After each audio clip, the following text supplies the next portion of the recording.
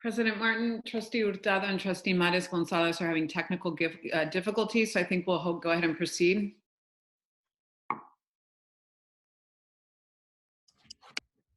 Okay, we are called to order at 5:07. And letter B, public comments on closed session. NVUSD Board of Education is holding a regular virtual board meeting tonight that all can participate in remotely. You can join us via Zoom. Specific directions on how to participate in this meeting are located on the Board of Education's webpage on the district's website, nvusd.org/board. The open session part of this meeting agenda begins at 7 o'clock this evening. Public comment on closed session items. Before going into closed session, the board is available for public comment on closed session items. Is there any public comment on closed session items?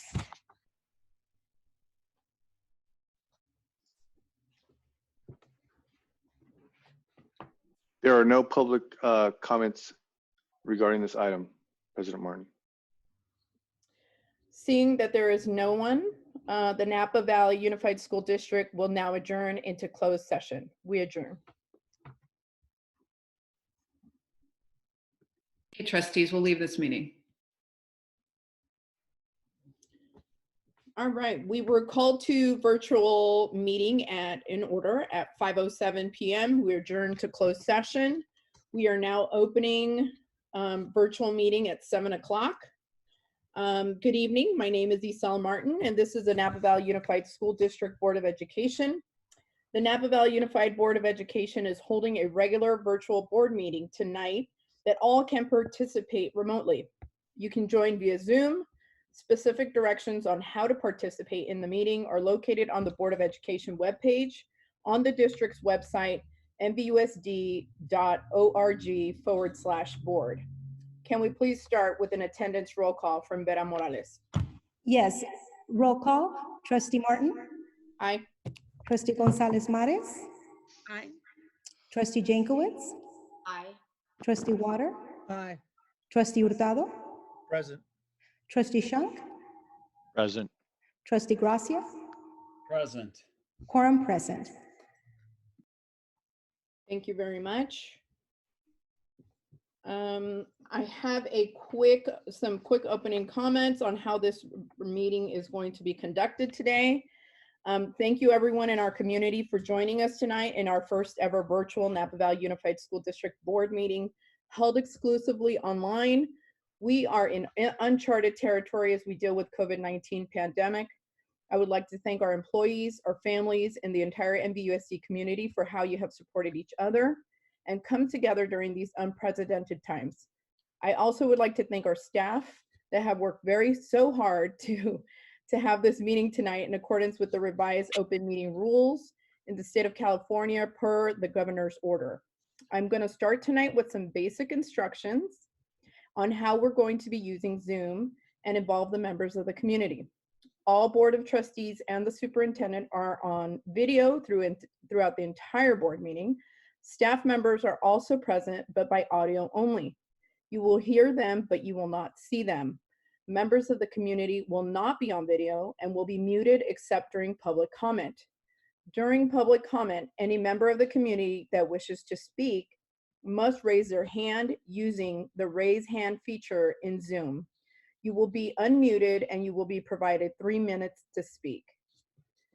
We would also like to inform the community that we have translation services available in Spanish and Tagalog for any speaker needing translation. Please let us know as soon as you're unmuted if you need a Spanish or Tagalog translation, and our translator will be ready to assist. Mr. Ruiz, can you please unmute the translator so we can make that announcement in both Spanish and Tagalog? Yes, I will start with the Spanish, or I'm sorry, the Tagalog, Spanish translation, excuse me. And that will be Marcy. Marcy, can you unmute your mic and translate? Nos gustaría además avisarle a la comunidad de que tenemos disponibles servicios de interpretación al español y al tagalo para cualquier ponente que requiera servicios de interpretación. Por favor, avísenos en cuanto usted se encuentre no silenciado si requiere servicios de interpretación en español o en tagalo, y nuestros intérpretes estarán listos para prestar su apoyo. Thank you, Marcy. Please mute your mic. Okay. And we will now go to Dennis, and Dennis will translate in Tagalog. Magandang gabi po sa inyong lahat. Ako po si Dennis Castro. Ako po yung tagasalin ng Tagalog. Meron po kaming mga tagasalin para sa inyong lahat sa Tagalog po at saka sa Espanyol kung kailangan ninyo. So kung kailangan niyo po, kung gusto niyo magsalita sa komento ng publiko at saka kailangan niyo po ng tagasalin, sabihin niyo po kung kailangan niyo ng Tagalog o ng Espanyol. Nandito po kami para makatulong sa inyo kung kailangan po ninyo. Maraming salamat po. Thank you, Dennis. Please mute your mic.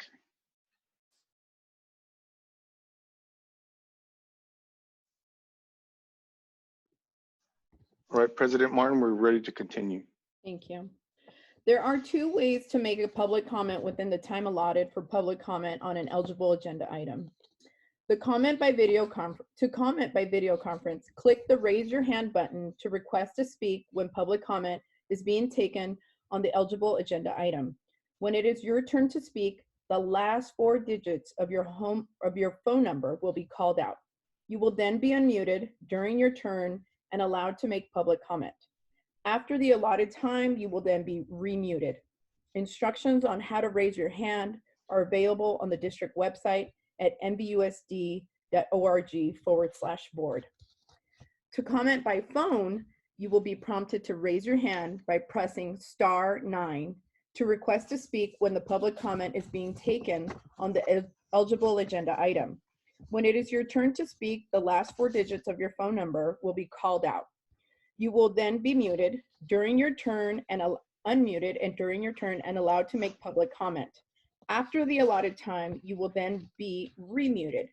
Instructions on how to raise your hand are also available on the district's website at nvusd.org/board. In addition, community members are allowed to submit via email at publiccomment@nvusd.org up until 3 p.m. this afternoon. Any comments received via email will also be read into the public record. For every agenda item, I will prompt the meeting participants who have joined us via Zoom for public comment. Please follow the instructions just provided when you would like to comment on an item. Before we begin, I would like to thank everyone in advance for their patience as we navigate this new technology. We have tried to test the system, but I'm sure that we'll have some technical difficulties. We will do our best and improve before our next virtual meeting. We are all learning to conduct business under these new circumstances. We have been called to order and conducted our attendance roll call. We will go forward with our agenda. Now a report from closed session items, Trustee Jenkowitz. Student discipline. With respect to every item of business to be discussed in closed session pursuant to Ed Code 35146 and 4891220, Government Code Section 49060 and 49078, and the Family Rights and Privacy Act, student matters, the board recommends for the expulsion for student 03262020A. So moved. Under anticipated litigation pursuant to Government Code Section 54956.9B, the board voted to approve the settlement of OAH case number 20200100182. Motion by Trustee Gracia and seconded by Trustee Water. The board voted unanimously. That is it for closed session. Ms. Morales, would you like to do a roll call? Yes. Okay, Trustee Martin? Aye. Trustee Gonzalez Mares? Aye. Trustee Jenkowitz? Aye. Trustee Water? Trustee Water? Aye. Trustee Hurtado? Aye. Trustee Shunk? Aye. Trustee Gracia. Aye. Thank you. Now, this meeting is recorded for live streaming and archiving via Zoom webinar software. For information on how to access the meeting, please visit the Board of Education page on the district website, nvusd.org/board, if I'm not mistaken. Approval of the agenda. I would like to make a motion to flip the order of items J4E and J4D so that we vote first on J4E and then on J4D, and that we pull item H1B. Otherwise, I would move to approve the agenda. I'll second. So a first by Mr. Gracia and a second by Ms. Gonzalez Mares. Roll call. Trustee Martin. Aye. Trustee Gonzalez Mares. Aye. Trustee Jankowicz. Aye. Trustee Water. Aye. Trustee Hurtado. Aye. Trustee Shank. Aye. Trustee Gracia. Aye. Thank you. Okay. F, public comments on non-agenda items. President Martin, before you proceed with public comments on non-agenda items, I did want to notify you that we did receive one email of one public comment via written record. And I would like to take this opportunity before we go towards item F, public comment on non-agenda items, to have Ms. Prezi read for the record the public comment that was received via email today. Thank you. Ms. Prezi? Thank you. Thank you to all the dedicated and hardworking people that are helping with this COVID-19 pandemic. You are all appreciated. And that's all I have. Thank you very much. The public comments, members of the audience may address the board on any school-related matter that is not on the agenda. The board will not take action on any issue raised during this section of the agenda, in as much as board action is limited to posted agenda items. Speakers are requested to limit their comments to a maximum of 3 minutes. Are there any public comments? There are no speakers on this item, President Martin. Thank you very much. We will start with reports. G1, Board of Education and Student Board Representative. Do we have Alondra online? Ms. Morales, is Alondra our student representative? Did she make it? I did not get a confirmation. Okay. I'll take a look. President Martin, I do not see her. Okay, we will start with Mr. Gracia. Yep, I didn't obviously visit any schools because they're all closed, but I did spend some significant time figuring out this new laptop so that we could have this exciting new virtual meeting in this unusual circumstance. That's all I got to report. Mr. Joe Shunk. I don't have anything to report. Mr. Jose Hurtado. I did walk by the schools in my area and found that there was a little bit of activity around there. Some social distance practices were being followed.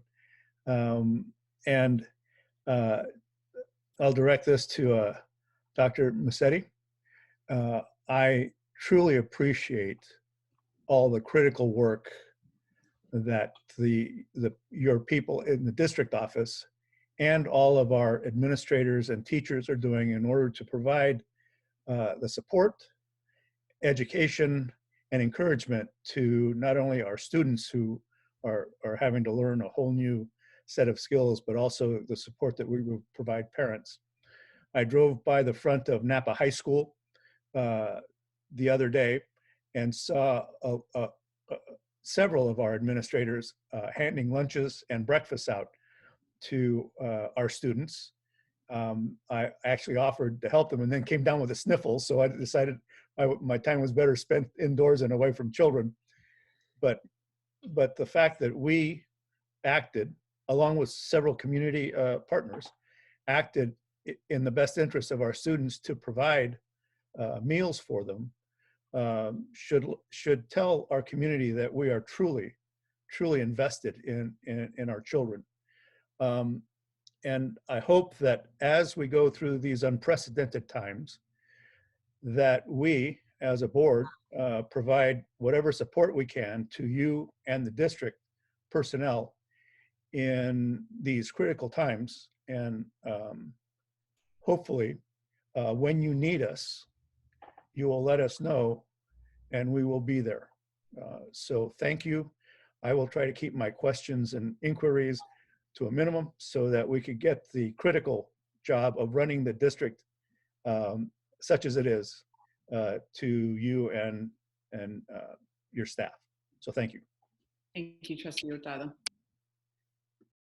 Miss Cindy Water. Well, I too went by one of our schools, my school, Shearer, and saw the lunch being handed out. And I was thinking of the last board meeting when I was worried about for kids who might need food. And I was so happy that our food service people stepped right up. And I'm very proud of that. And I'm also proud of my teacher colleagues who've been very creative at devising lessons that, you know, actually reflect the circumstances we're in. Our students, we are all going to get through this. We are. And they're going to look back. This was quite a time for them. And, you know, I just want us all to be positive and keep moving forward with the district's work. Miss Jankowicz. I'm not as off the cuff as everyone else. We have weathered natural disasters, financial challenges, navigated a profound amount of change, and have always kept our students at the forefront of our efforts. And during the last 2 years, we have felt great gratitude for the leadership of Dr. Musetti. And then this. I want to express our deepest appreciation to Dr. Musetti and her entire team. The work that is being executed by all of you is extraordinary. Every decision has impact, and the information to make those decisions changes ever so quickly. The magnitude of what you have accomplished under unprecedented circumstance is exceptional. I know there are many issues still to be addressed, but what I am sure of is that it will be done with thoughtful rumination. I would also like to take a moment to recognize the efforts of NOSH in making sure that over 2,000 meals per day are being distributed to NVUSD students. In the midst of crisis, it becomes very clear how important school food programs are. Millions of kids in our country rely on the national school lunch and breakfast programs to feed them, and Napa is no exception. Brandy and her team have been adaptive, flexible, reliable, and creative since day one of this pandemic, and we all thank you. We have outstanding employees at NVUSD, and for this, amidst all the mayhem, we can be grateful. Many teams and districts are functioning and capable, but to be capable with wisdom and care, that is invaluable. So I thank you. Ms. Gonzalez Mares. I think my fellow board members have spoken, so just coming from the space of the heart and also of responsibility of our duty as we wear our Board of Trustee hats. I've been following the school district's work through social media as well. It's really sweet to see some of the postings of teachers letting their students know how much they miss them. I also follow what the school district's doing through my niece and nephew as I see them kind of come into my house and sort of go, oh, I have so much homework. And that gives me a smile because I'm like, doesn't mean school's out. And so I am also very grateful for the leadership that we have with Dr. Musetti and the team.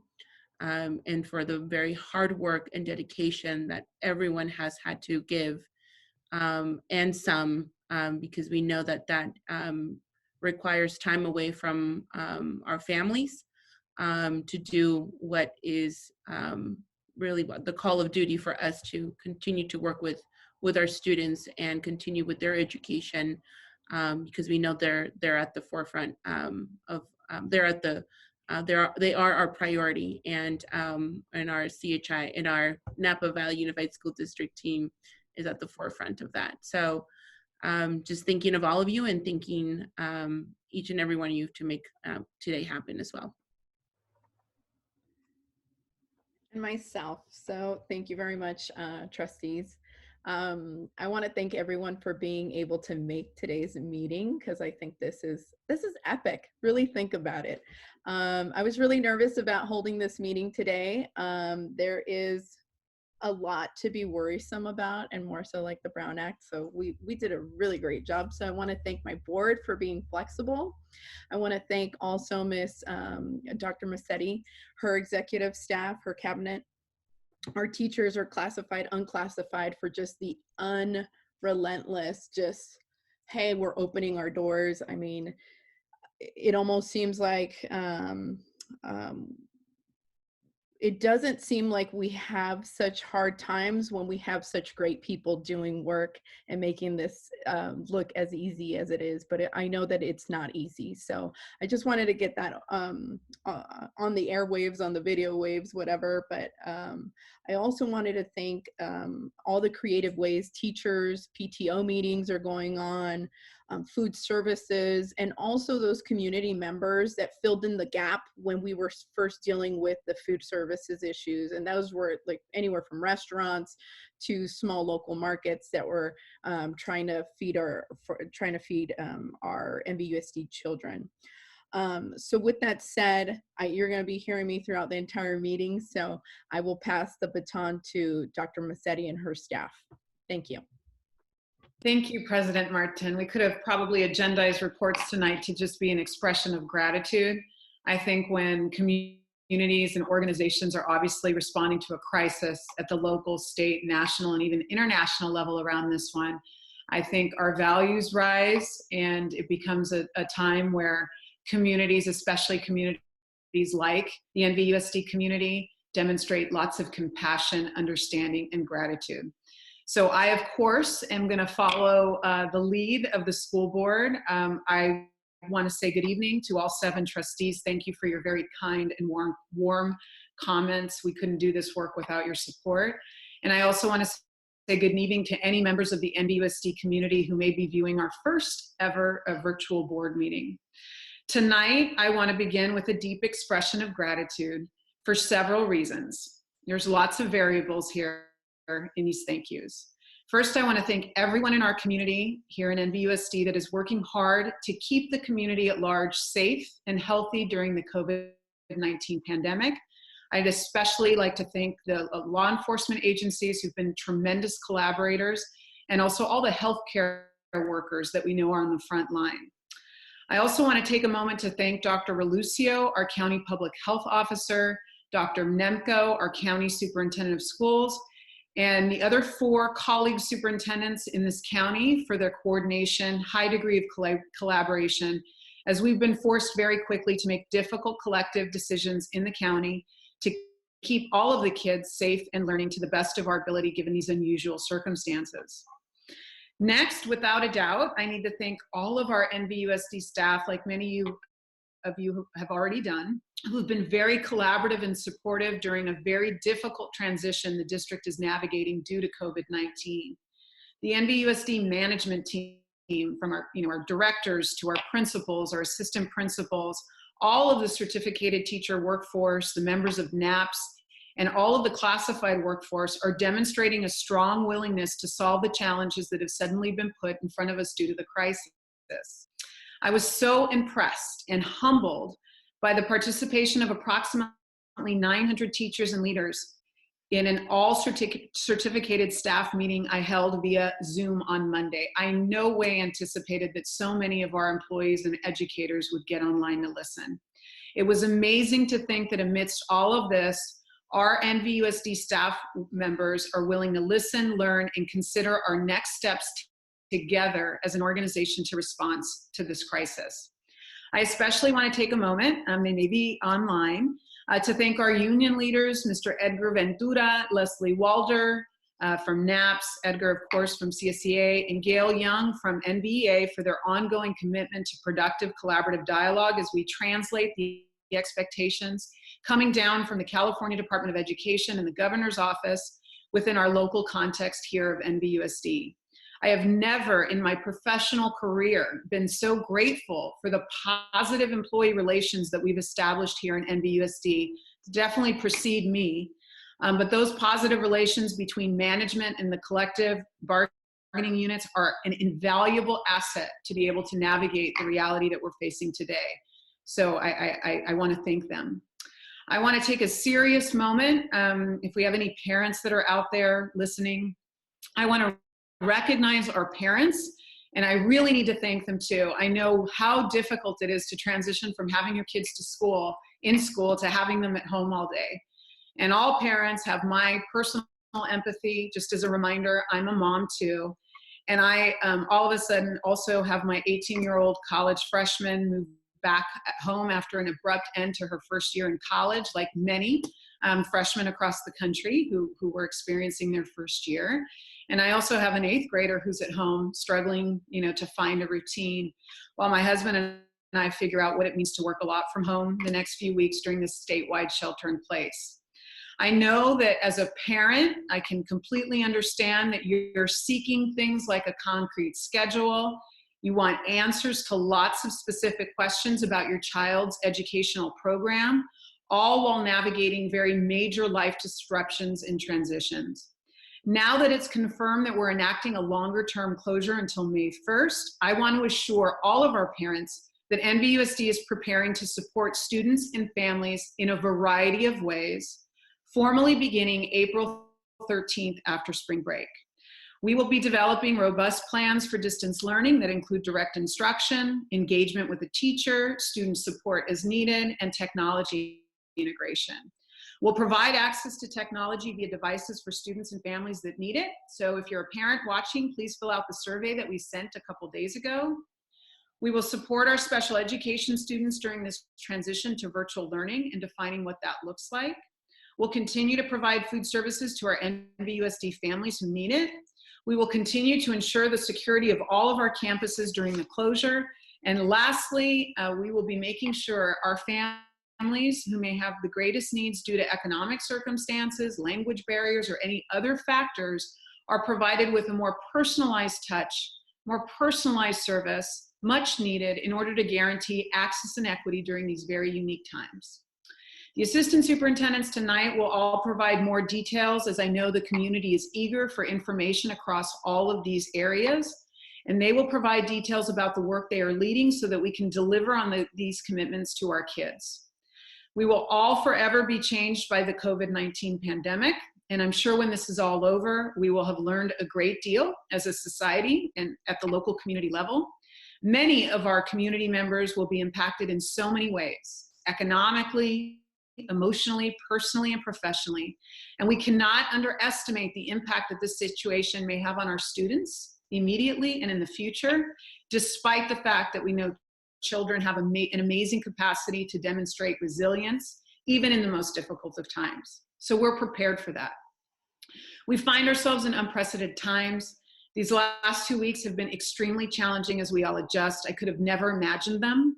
I know all NVUSD staff miss seeing and working with our students. However, our priority has to be the health of the entire community, while also finding ways to ensure our students continue to learn over the course of the next few weeks.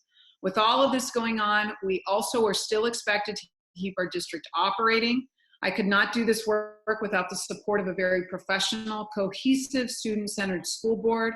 So thank you for your thank yous, but thank you, trustees, for continuing to demonstrate effective governance, goal 6 of our strategic plan, even under these most stressful circumstances.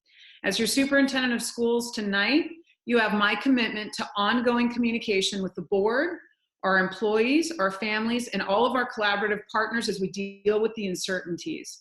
With that, one last thank you to my assistant superintendents who will shortly speak, who have been doing extraordinary work leading and managing large-scale efforts to keep NVUSD moving in the right direction as we aim to serve our families and students with a commitment to excellence and equity.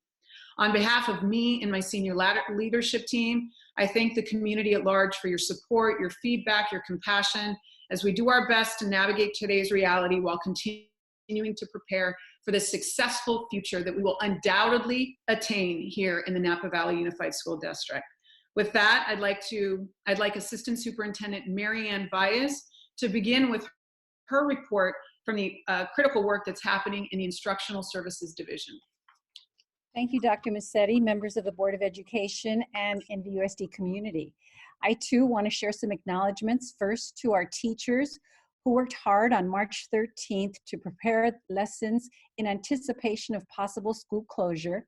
And on that same afternoon, the Board of Education enacted school closure through spring break. Students are currently working on the lessons developed on March 13th. And now that the school closure has been extended to May 1st, teachers are beginning to develop distance learning experiences for the period of April 13th through May 1st. While this is all quite challenging for teachers, students, and families, it presents an opportunity to explore new formats and tools for teaching and learning. We're all getting a crash course in video conferencing. I can attest to that. I would like to further acknowledge the special education team of educators. While general education teachers developed learning opportunities for their students, the special education team created additional learning opportunities tailored to the needs of each student with an individualized education plan, or IEP. 2,200 packets of individualized materials were developed and distributed to each student with an IEP. I'm proud of the work our teachers and leaders have produced over the past 2 weeks and the spirit of commitment and collaboration they've demonstrated. Thank you. This concludes my report. Assistant Superintendent Ms. Dana Page from the Human Resources Division. Good evening, President Martin, Board of Trustees, and Dr. Massetti. During the last 2 weeks, COVID-19 has drastically changed our workplace, and this has special impacts for human resources. Because working conditions are a mandatory topic of negotiations under collective bargaining rules, I have been busy, along with Executive Director Marin Roca-Hunt and our negotiations team, holding discussions with our 3 labor organizations to collaboratively define terms and conditions of remote working. As we reach agreements, we have also been busy communicating with impacted employees.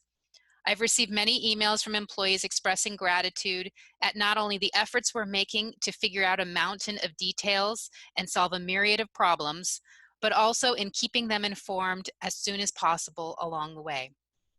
I just want to close by thanking every staff member of NVUSD for their tremendous dedication and professionalism. There are people in every part of our organization right now doing what they can to maintain essential services and recreate a school community in a virtual space. It is a huge ask during a worldwide crisis while people are simultaneously dealing with their own concerns, fears, and challenges. But NVUSD employees everywhere are rising up and responding with teamwork and a collective can-do attitude. Again, I just want to say thank you and assure everyone we are in this together. We will get through it, and we will come out stronger in the end. This concludes my report. Assistant Superintendent Rabinder Rob Mangwala from Business Services. Good evening. Much of the workforce in the private sector has had the ability to work remotely for some time. This was a gradual shift that occurred as a result of labor shortages in the technology industry, the desire to decrease labor costs, globalization, and new technology. This occurred over the last 20 years or so. While slower, higher education has also experienced this shift. As a result of COVID-19, education in the K-12 environment has been forced into remote teaching and working remotely at a pace that has never seen before in our history. While we had heard that this may be coming in the weeks preceding school closure, no one in education could possibly imagine that in 1 week, teachers would be expected to provide online education, and our workforce would mostly work remotely. This was a historic shift that hopefully won't happen again in our lifetimes. To adjust and support this new reality, you'll see a number of items on tonight's agenda to support remote teaching and remote work. This may seem like a reaction, however, it is not. The Napa Unified School District has had a plan in place to create a 1-to-1 student-to-device ratio for some time. Our middle and high schools already have a device for each student. The purchase of Chromebooks on tonight's agenda will allow us to bring our elementary schools to a 1-to-1 student-to-device ratio. Purchasing these items now simply accelerates the timeline and allows us to better support students and employees. This concludes my report. Thank you, Business Services. Assistant Superintendent Mike Pearson from Operational Services. Good evening, President Martin, NVUSD Board of Education trustees, Dr. Massetti, and NVUSD community members. Thank you for the opportunity to provide each of you an update with operational services. As I do with most of my reports, I will focus on NVUSD strategic plan goal number 4. I'm going to concentrate on 2 areas tonight on food services. Many of us were inspired by Trustee Gonzalez-Marins, who challenged many of us in the operational services at the March 12th board meeting to make sure NVUSD students were fed during the closure. So on March 17th, NVUSD Food Services, under the direction of Brandy Driverless, began providing emergency food to NVUSD students 18 years and younger in response to closures. We started with breakfast and lunch items to be served to students at the following locations, which was Shearer Elementary School, Napa High School, and American Canyon Middle School. On the first day, we began serving 100 breakfasts and 100 lunches at each site. On Wednesday, the next day, we upped it to 150 breakfasts and 150 lunches at each site. By Thursday, we were up to 250, and Friday, it was 300 lunches and breakfasts at each site, which at this time, we decided to open a 4th site, Redwood Middle School. This week, we've continued serving meals at Shearer, Napa High, American Canyon Middle School, and Redwood Middle School. We were averaging about 1,000 students total each day amongst the 4 distribution sites, which translates to 2,000 meals a day for our students. And tomorrow, we'll be serving one of the students' favorite, which is pizza. We will also be handing out limited quantities of produce bags and pantry bags, thanks to some donations. We will continue serving daily next week. We are trending towards spring break to only serve twice a week, but loading students up with meals for at least 2 to 3 days on each distribution day to limit the exposure for students and staff. Again, I want to praise the Director of Food Services, Brandy Driverless, and her staff for the amazing work that they have done over the past several days. Underneath the Measure H bond program, on Tuesday, March 24th, we reviewed with Trustee Gracia and Trustee Shunk different delivery methods available for large projects during the Facility and Technology Committee meeting. Later this evening, there will be a brief review prior to an action item to approve the design build delivery method staff is recommending to use for the new multi-purpose room at American Canyon Middle School as part of our Measure H bond program. This concludes my report tonight. President Martin, that concludes executive staff reports. Thank you very much. We move to item H, approval of consent agenda. Background information on these items is provided to the board prior to the meeting. A common motion takes action without discussion on a roll call vote unless discussion of items is requested by the board members. I would like to pull item H4C and otherwise would move to approve all of the other items. I'll second. Okay, I have a first by Mr. Gracia and a second by Mr. Hurtado. Roll call. Yes, Trustee Martin, Aye. Trustee Gonzalez-Mares, Aye. Trustee Jankowicz, Aye. Trustee Water, Aye. Trustee Hurtado, Aye. Trustee Shunk, Aye. Trustee Gracia. Aye. Thank you. Mr. Gracia, proceed with H4C. So I wanted to take this opportunity to point out something that I've observed based on some knowledge that I've been receiving at the Facilities and Technology Committee.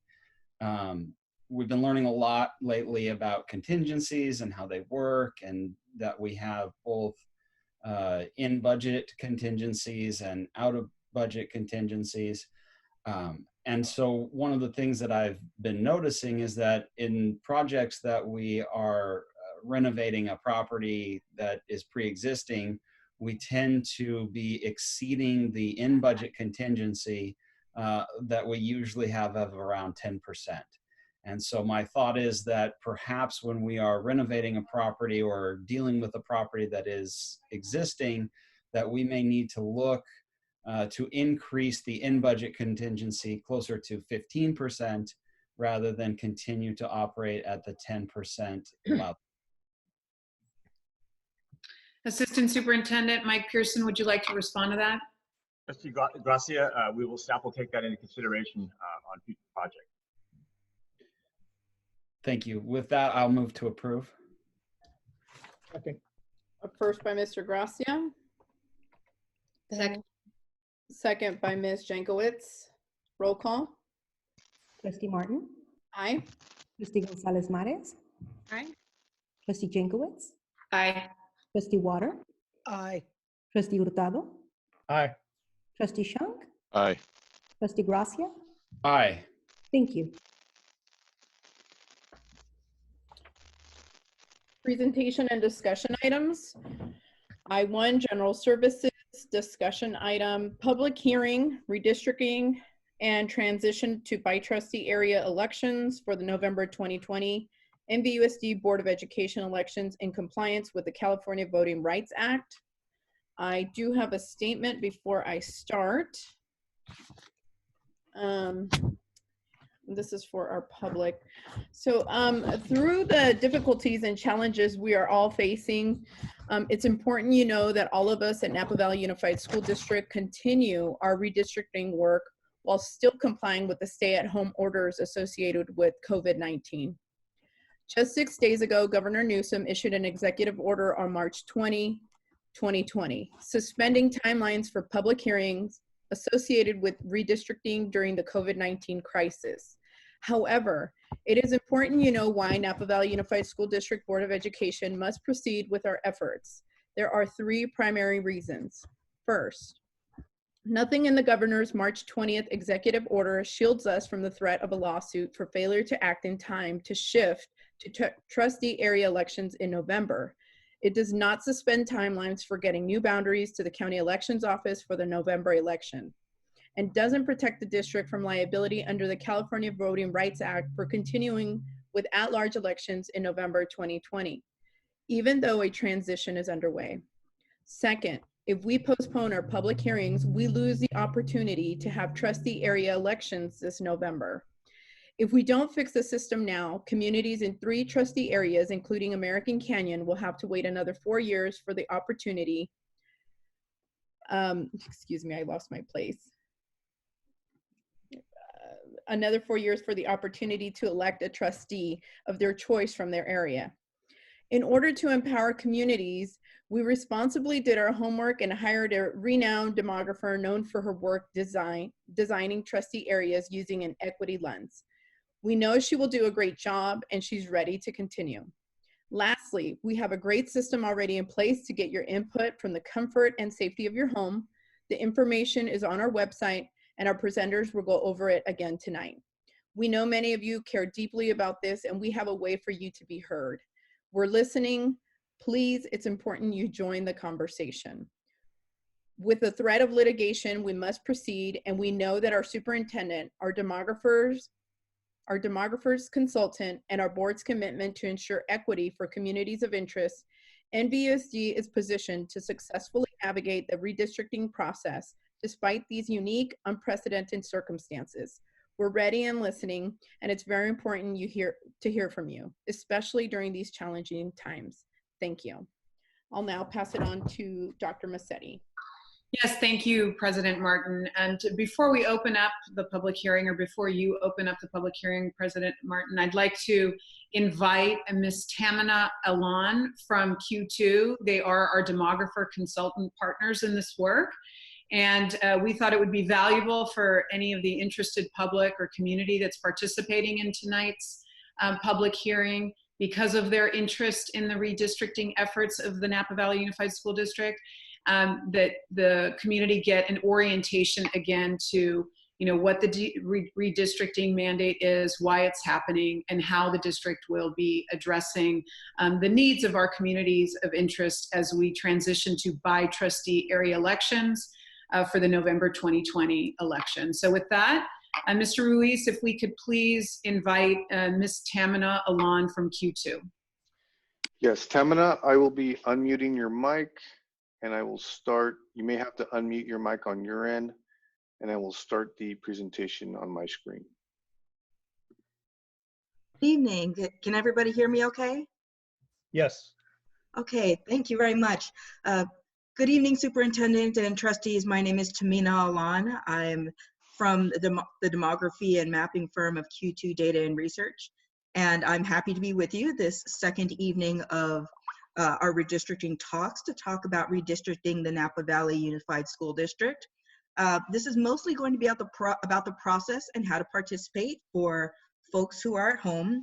So I'd like to greet everybody who's out there watching from their computers, or if their kids have hooked it up to the television, that'd be great. So buenas tardes and kumusta kayo to everybody. And I'm glad that you're here, and we'll get started on talking about the process. Next slide. So much of this we went over last time that we were together, talking about the timeline and our constraints. The California Voting Rights Act has strict timelines and requirements for the hearings, which, as was just explained to you, is the reason that we are continuing to move at such a fast pace. We must be completed with the entire process in 90 days. This is the second of 4 hearings that have been taking place. 2 hearings must be held prior to the creation of a draft map. So this is the second of those hearings. And then afterwards, draft maps must be posted for feedback from the community. At the 4th hearing, the board can adopt new trustee boundaries as they wish. And this process is called redistricting. Next slide, please. So what is redistricting? In the district-based electoral system, representatives are elected from districts or trustee areas by the voters that live in each trustee area. Currently, the school board is elected at large, although trustees live in their respective trustee areas. Redistricting is the process of adjusting the boundaries of the Napa Valley Unified School District trustee areas. The district has implemented a transparent public process to redraw the trustee areas and enable residents to participate. If passed by the Board of Trustees, the new trustee area boundaries will go into effect with the November 2020 election. Next slide. So how will this process work? 2 public meetings will gather input. On March 12th, which we had the first meeting at the Napa district offices, and then this evening, March 26th, virtually, instead of what was to be at American Canyon Middle School, the Board of Trustees will ask for input from residents of the Napa Valley Unified School District to help shape the trustee areas. Input from these hearings and meetings and input that was submitted via mail or email will be used to inform the draft maps. On April 9th, draft maps of the new trustee areas will be available for comment online and elsewhere. Then we'll have 2 public hearings to gather feedback. 2 more Board of Trustee hearings on April 23rd and May 7th will gather feedback. Additional adjustments to the draft may be made. And then the redistricting will be finalized with a vote on the new trustee areas. Next slide. So what we want to do tonight is talk about how you can participate from home, how all of our community members can participate in this redistricting process. And there are a couple of ways to do that. One is to submit your community of interest in the form of a map, and another is to try your hand at redistricting the whole area and submit draft maps for consideration of the trustees. So we want to go over just very quickly the mapping criteria, just a quick review from what we did last time. There are 2 federal law redistricting criteria that we have to pay attention to. One is equal population, and the second is compliance with the Voting Rights Act. This is the Federal Voting Rights Act, not yet the California Voting Rights Act. And then on top of that, we have non-federal, common traditional redistricting criteria, which include contiguity, compactness, and respect for communities of interest. Now, these aren't all the criteria. There's also cohesiveness, contiguity, continuity, integrity, compactness of territory, and more. But these are the ones which we'll be looking at to make sure that we're creating maps that are going to avoid litigation. So let's talk about each of these very quickly. The first thing that we need to know is what is the ideal population per trustee area? So this is when we're talking about equal population. What does it mean to have districts that are equally populated? So the first thing we have to do is compute the ideal population for any type of district. You would take the total population and divide it by the number of districts or areas. That will give you the ideal population of a particular district. So for example, the total population of the Napa Valley Unified School District from the 2010 census, which is the last count that we have from the census, was 115,541. Now, we know that number of people need to be represented by 7 trustees. So in order to find an ideal population for these trustee areas, we would take that number, 115,541, and divide it by 7 trustee areas. That will give us an ideal population of 16,506 people per trustee area. Next slide. How equal is equal? So there are different standards for different jurisdictions.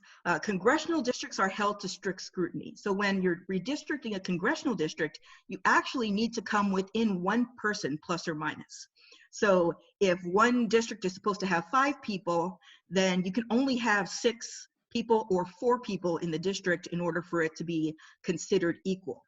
We have a little bit of a more reasonably equal leeway when we're talking about our particular districts that we're dealing with tonight. Some deviation above or below the ideal population is allowed, and that's generally up to plus or minus 5%. So in other words, when you're looking at the ideal population and you're trying to say, okay, I'm trying to put 16,506 people into each of these districts, but the way that the geography is, or the way that the communities of interest are, there are a few more or a few less that might end up in a particular district. Generally, you're saying that you're safe if you're looking at a plus or minus of about 825 people. Next slide. Contiguity, just a refresher on what that is. It's a geographic criterion. A contiguous district is one in which all parts are connected to each other. In other words, a district in which one may travel from any location to any other location without crossing the district boundary. Next slide. Compactness addresses the geography of the district or area, and this is assumed to guard against all types of gerrymandering, and drastic departures from compactness are a signal that something may be amiss. There have been a lot of different court cases that talk about compactness, but basically what we're looking at is, does the district or area look funny? Does it look like it is closer to your hand as a fist versus your hand spread out in 5 fingers? Next slide. And then lastly, I want to talk about communities of interest, because this is really how we're going to be able to participate with everybody who's listening. So the trustee areas shall respect communities of interest as much as practicable. Communities of interest generally refer to a contiguous population which shares a common social or economic interest, or a common social and economic interest. Communities of interest are not districts in and of itself. They are frequently much smaller and can be used as building blocks for the districts.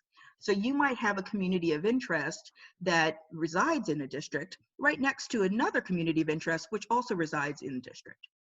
Now, there are no data sets readily available that define communities of interest, because the communities of interest are really only known by folks in the community. So this is why it's very important for us to get public comment about where the communities of interest are in the Napa Valley Unified School District. And we'll get that through public comments coming through these hearings, as well as through a couple of other channels. I'm going to show you how to do that participation in a minute. So who defines a community of interest? You do, you meaning the community. The law does not limit the kinds of interests that may bind a community. It is up to those who live in or work with communities to identify and establish the interests that unite it. Interests need not be limited to current situation, but can also include current common goals. They can vary in size, and they're mostly much smaller than districts. And the board is going to need your input to define communities of interest within the Napa Valley Unified School District. Here are some examples of what communities of interest might be. For example, economic interests. You have a current situation with your neighbors. There's common employment or economic opportunities. Perhaps a bunch of folks work in the same industry and they're living in the same area. They have common goals like expanding opportunities and access for certain members of the population. It could be social interests. For example, they have things they're currently involved with. This group really has a whole lot of children who attend this particular school, or who are part of this particular culture, or who speak a common language. Maybe we have a social interest in that these particular groups, this particular geographic area, are the folks who use public transportation in our area, and so we'd like them to be together. They could have current common social goals, such as improving recreational opportunities or public safety, preserving resources, etc. And neighborhoods are often thought of as communities of interest. And so really it's all about how folks interact with each other and how they would feel being represented as a group versus being represented individually. So common neighborhood projects that they have going on, for example, or common areas where we don't want to, we're very interested in preserving the environment and sustainable agriculture in this particular neighborhood, and we don't want to use any chemical sprays or insecticides which may include certain chemicals, for example. Something as simple as that can be a community of interest, all the way up to this particular neighborhood or group of neighborhoods which all speak the same language and therefore need certain things in order to access their daily life. So how do you document a community of interest? So you need to answer two questions. One is, what bonds your community? Outline what defines the community. What is your mission or your commonality? And explain what is different outside of the boundaries of your community of interest. Sometimes it's hard to think about what brings you together, but you can think about what is different outside of it. What do people who are not part of that community do differently than maybe you do? And then where is very important. Where is your community located? We need to create a map of the boundaries. You can do this through Google Maps, a GIS or mapping program. You can do it on paper, or you can just write down what the streets are. The street boundaries of my community are Smith, Carlson, Windsor, and Black. And that'll tell us, we'll be able to make a map based on that to be able to show people geographically where your community lives. So why should you participate? To make sure that we know about your community of interest, to give your community a voice, make sure that it has equal access to the political process, to encourage citizens to register, vote, and remain politically engaged, and to help shape a districting plan that provides communities a meaningful opportunity to elect candidates who represent their interests on issues that are important to the Napa Valley Unified School District. So here I'd like to show you a little bit of the packets that are going out right now. So we have these packets which are put out on the school district's website, and I believe they're also available in paper, which you can actually draw your communities of interest or draw your own map of how you would like things districted on, and the numbers are all written out right here for you. So let me tell you what you're looking at here. This is a map of the Napa Valley Unified School District, and it's broken down into census tracts. Census tracts are areas that are designed by the census. They don't necessarily mean anything to you or me in terms of where the streets fall or anything, but they're areas that are designed by the census, and that's the different colored areas there. And you'll find within each colored area is a number. That number is the population of that area. So if I were to want to start doing, say, a map of trying to figure out what my 7 districts might look like, I would say, okay, I have my ideal population, and so I'm going to start counting all of these little colored areas until I hit that magic number. And when I hit that magic number or somewhere close to it, then those areas grouped together might look like a district. So that's one way to do it. Another way is to say, well, here's a map that's going to get me started on giving my trustees some idea of where my community of interest is located. So I'm not really interested in redistricting the whole map, but I'm interested in telling you about my community, and my community lives down at the bottom of Silverado Resort. And so I want to show you exactly where that is on the map. So these maps will allow you to write directly on them, to use your computer, to draw on them with marker, to figure out exactly how to tell the trustees where it is that there are areas that you want to make sure are kept together and that district lines are not drawn and breaking up those areas. Next slide. Here are the instructions for public participation, which are on the back of that colored map.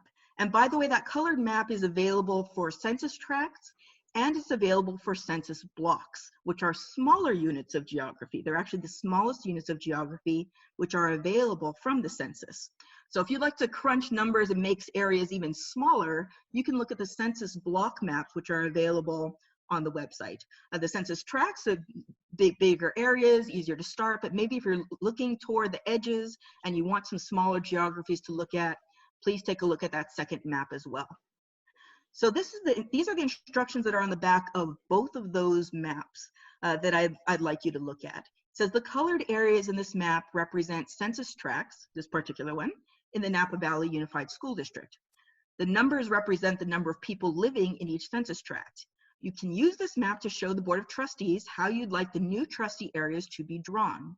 Add the numbers in the census tracts to determine the population in each trustee area you create. Remember, each trustee area should have roughly 16,506 people in it.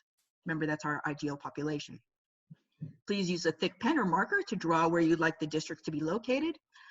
Then email your map to districting@nvusd.org. Mail it to 2425 Jefferson Street, Napa, California, 94558, or bring it to any redistricting meeting or hearing. Please submit your map by April 6, 2020 to be considered for the draft maps. And then optionally, we ask for your name and phone number just to help us identify the map. Next slide, please. This is the block group one. I'm sorry, it's block groups, not blocks. Block groups are right above blocks in terms of sizes of geography, but this is the same map what we were looking at with the census tracts, except that they're a little bit smaller. So this breaks down the geography into even smaller areas, but the ideal population remains the same. We are still on that 16,506. So whether you are counting up on the tract map or you are counting up on the block groups map, it's important to remember your districts are going to be the same size. They're going to be the same, they're same size in terms of same number of people. They may look a little different in terms of the geography and where they're spread out, depending on how you draw them, but they will always be that same number of people that we're aiming for. Next slide. So here's just an example of how to do your community of interest. So this is, like I said, you're not interested in maybe doing the entire Napa Unified School District. You're more interested in doing your community of interest and telling the Board of Trustees where your community is. Then what you would do is you would just do that particular area. In this picture, I have a black square over a couple of block groups. Now this does not equal 16,506, and it isn't meant to. It's meant to just show the trustees that this is where this particular area that this participant wants to highlight is located. And this is really all you have to say about it. This is my neighborhood, and this is what my community is and what draws us together, the questions that we asked before. It's bordered by X Street, Y Street, A Street, and Z Streets, or however you would like to define it, by the corner of this park and that park and the corner of the Shell gas station, just some way that we are able to identify it on the map. And then you would explain why it is that you are a community. We're all passionate about gardening and banning toxic chemicals from our community, for example.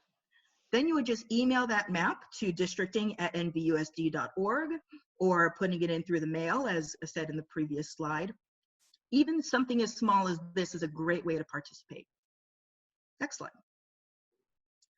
So I want to quickly go over with you two different tools that you can use. You can definitely use the paper map tool that we just went through.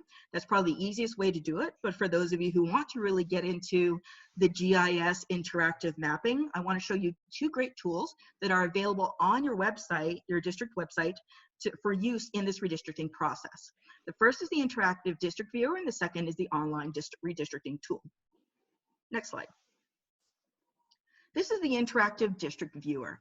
So what this allows you to see is what the current trustee area maps look like, the map looks like right now. So you'll see on the right-hand side of the screen, you have areas 1 to 7, all in different colors. And that shows you what your current trustee areas look like. It also has a number right beneath the area number. Like for example, it says area 1 negative 34%. What that number represents is the population deviation from what you're trying to get to. So what this tells me is that area 1 needs 34% more people. It's 34% under what the population needs to get to. So we need to get that population to 16,506.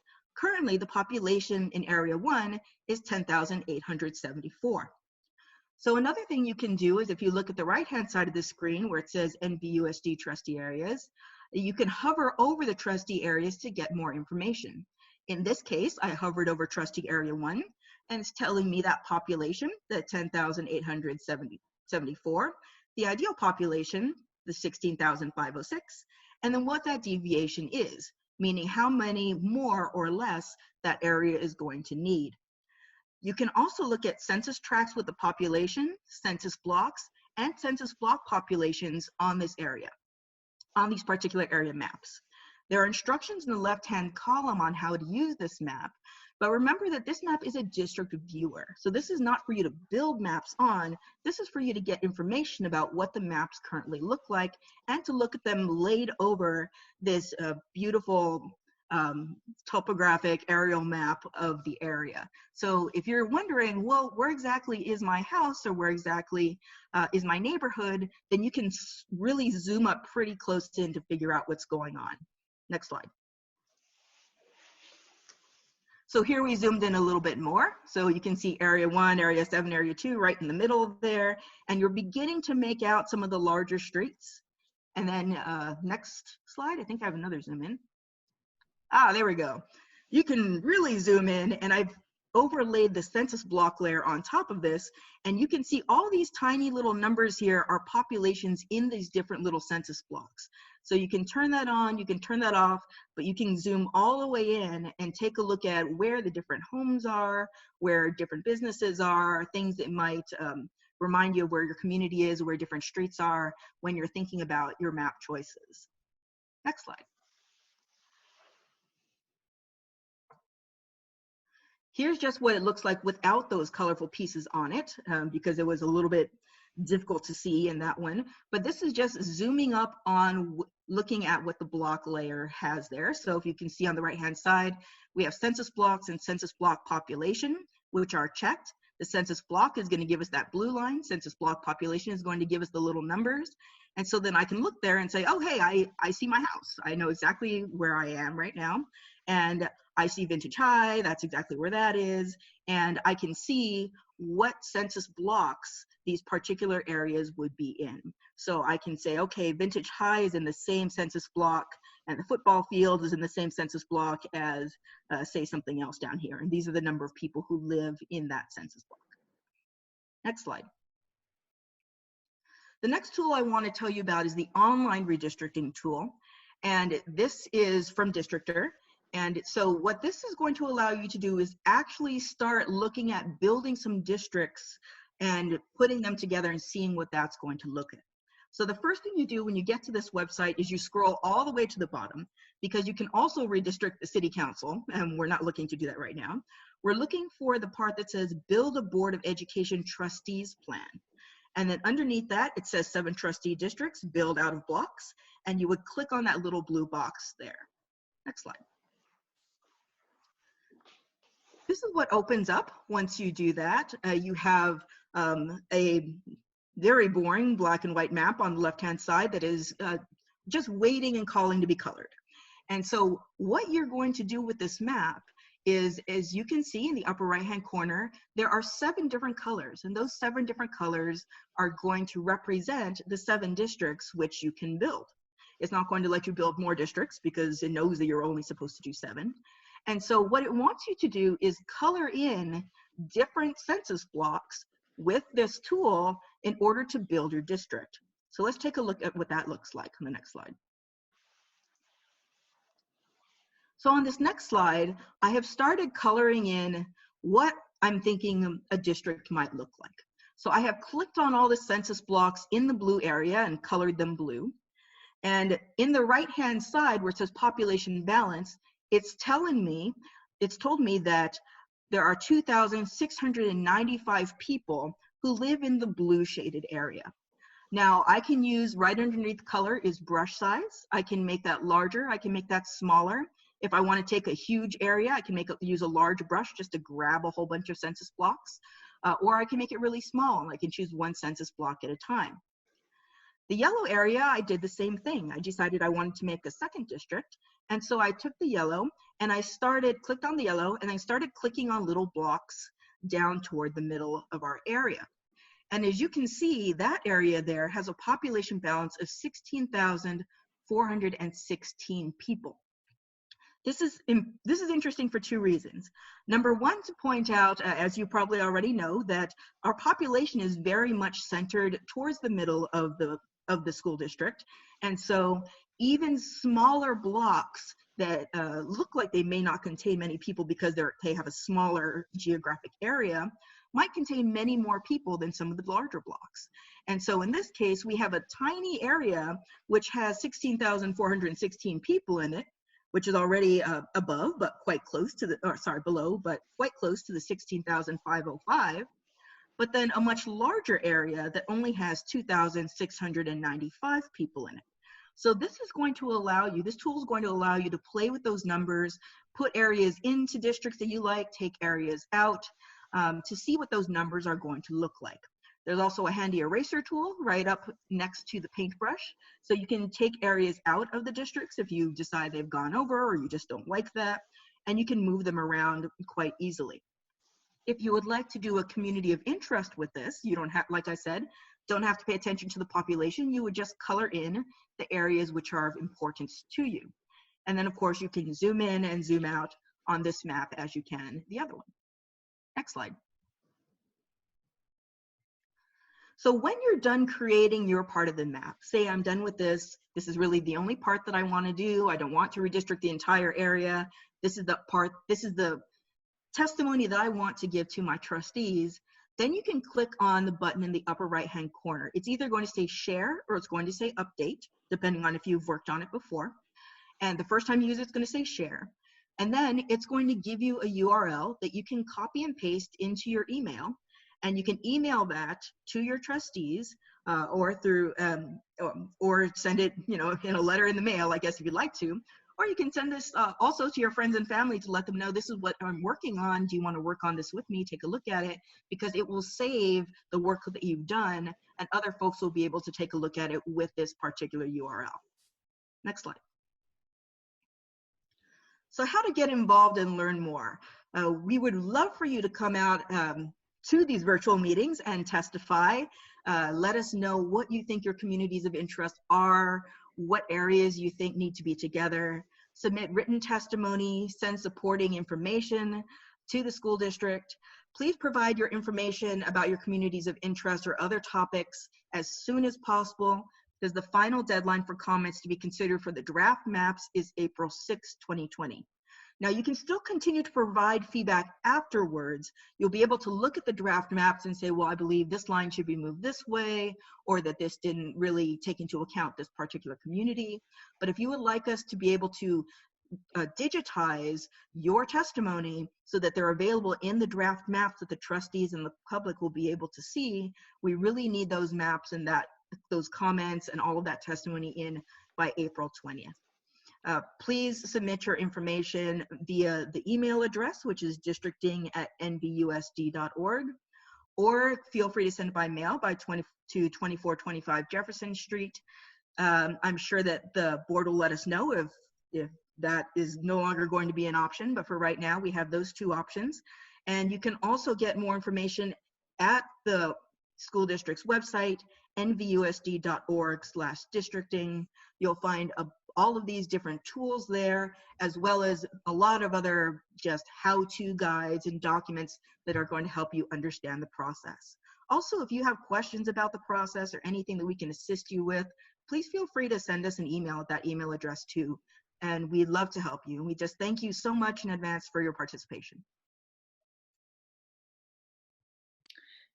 Thank you, Ms. Alon. President Martin, before we continue to the public hearing, I would ask Mr. Ruiz if he could unmute our translators.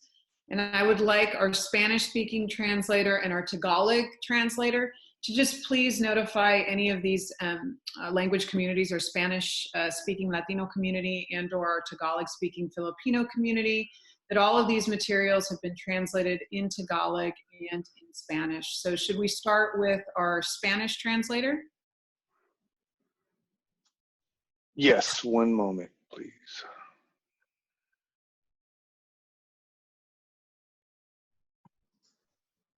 All right, Marcy, you have been unmuted to translate. Okay. Can you hear me? Yes. Okay. Solo le queremos dejar saber a la comunidad hispanoparlante que todos los materiales que han sido mostrados la noche de hoy están disponibles para la comunidad en español. Han sido traducidos. Thank you. And now we'll go to Dennis to translate in Tagalog. Magandang gabi po sa inyong lahat. Ako po si Dennis. Ako po yung tagasali niyo ng Tagalog. Magsisimula na po yung komento ng publiko. Kung kailangan niyo po ng tulong sa Tagalog, ako po ang makakatulong sa inyo.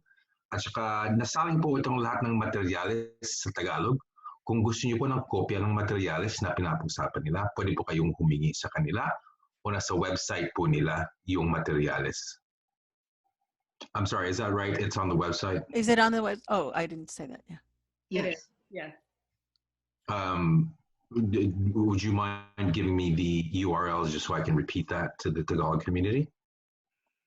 It's at nvusd.org/districting. Nandun po sa website nila yung materyales na pinag-usapan nila sa nvusd.org/districting.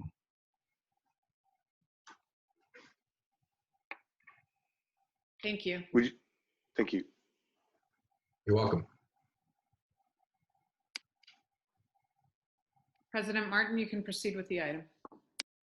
I will now open this to public hearing. Are there any public comments?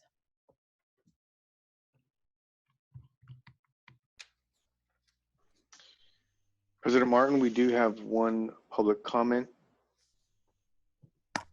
Scott Rafferty, I will unmute your mic and start the timer. Your mic is unmuted. Thank you. Hello.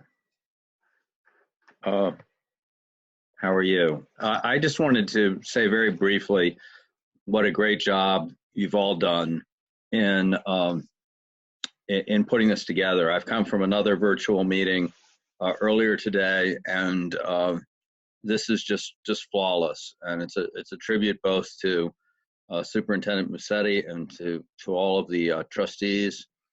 I really have very little to add to the excellent presentation. I think you've done credit to everyone here. I think you've demonstrated that it's going to be possible to complete this. The one thing I would ask you to consider is posting some of these comments that come into the districting email address, because I think it's really useful to have people interact and respond to what their what your fellow constituents are thinking. But subject to that, you have an excellent demographer, and I think you'll be, and the entire community will be very pleased with the results. So thank you very much. So I'm a little unclear on what Mr. Rafferty was exactly asking for. So you're going to get text, perhaps maps that are going to be sent into the school district, I guess, primarily through that email address, but also possibly by mail. And to the extent that you can post those things so that people can say, I like that map or that map, even if they're not the official maps, or comments that people may have, so that people can interact. I think that's going to be actually a more effective process of public input than you probably would have gotten in had all this not happened. Although it is very unfortunate that we're not doing the DLAC meeting, because that was really also a great innovation. And so I really do think that we can get through this and do a first-rate job. Perhaps even, better than the old-fashioned way that we've been doing this with the 5 hearings. So is that clear? Am I answering your question?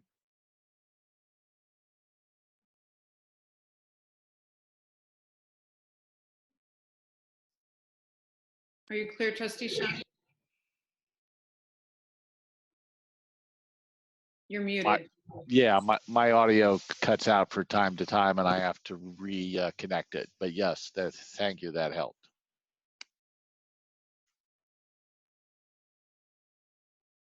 Are there any other comments for this item? There are no other comments on this item, President Martin. Thank you, Mr. Rafferty. Okay, I will now close public comment and I will open it to the board to discuss. If we have any questions that we'd like to ask Q2 or about the process or our presentation, now is the time. So please raise your hands as well. So we will start with Elba Gonzalez Mares. Yes, my question is for the demographer. In looking at the districtr.org website, where you can color the map, clicking on the data layers, and it seems very limited. I'm wondering if we can add more data layers that show more demographics, not just the total population, but that shows the different ethnicities that we have. We are a school district that's very diverse, so I think it's important to see where those different demographics show on the map, very similar to what our city of Napa is doing. They also have a voting age population in their layers, which is very helpful to know the voting age. I think it just shows as much as possible the diverse community that our NVUSD represents, and so that we can have equitable representation as we draw, as the lines are being drawn. And there's also, in the city of Napa one, a racial balance that I think is really important to keep in mind. So I'm wondering if that can be added to this part of the tool.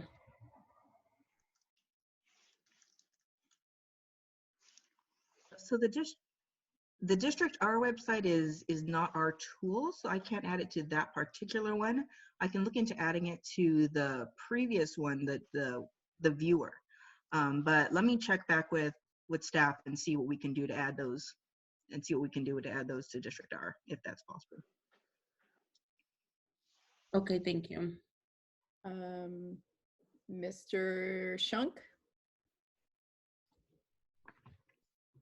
So I want to encourage the community in American Canyon who has expressed an interest to have 2 trustees represent the area formerly known as Area 4.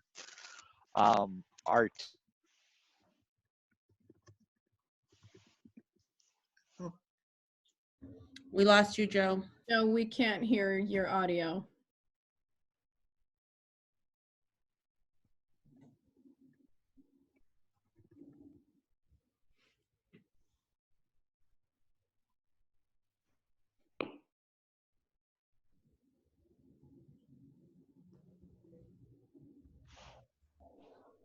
I don't see Joe on my page, but I know Jose has a question. Okay, give me 1 second. I think he'll come back to the meeting. So we'll go with you, Mr. Hurtado. Well, I want to thank Dr. Massetti and our demographer for putting this together. I think that President Martin very eloquently stated my sentiments about why we're moving forward. So with that, I will end my comments. Thank you. Cindy?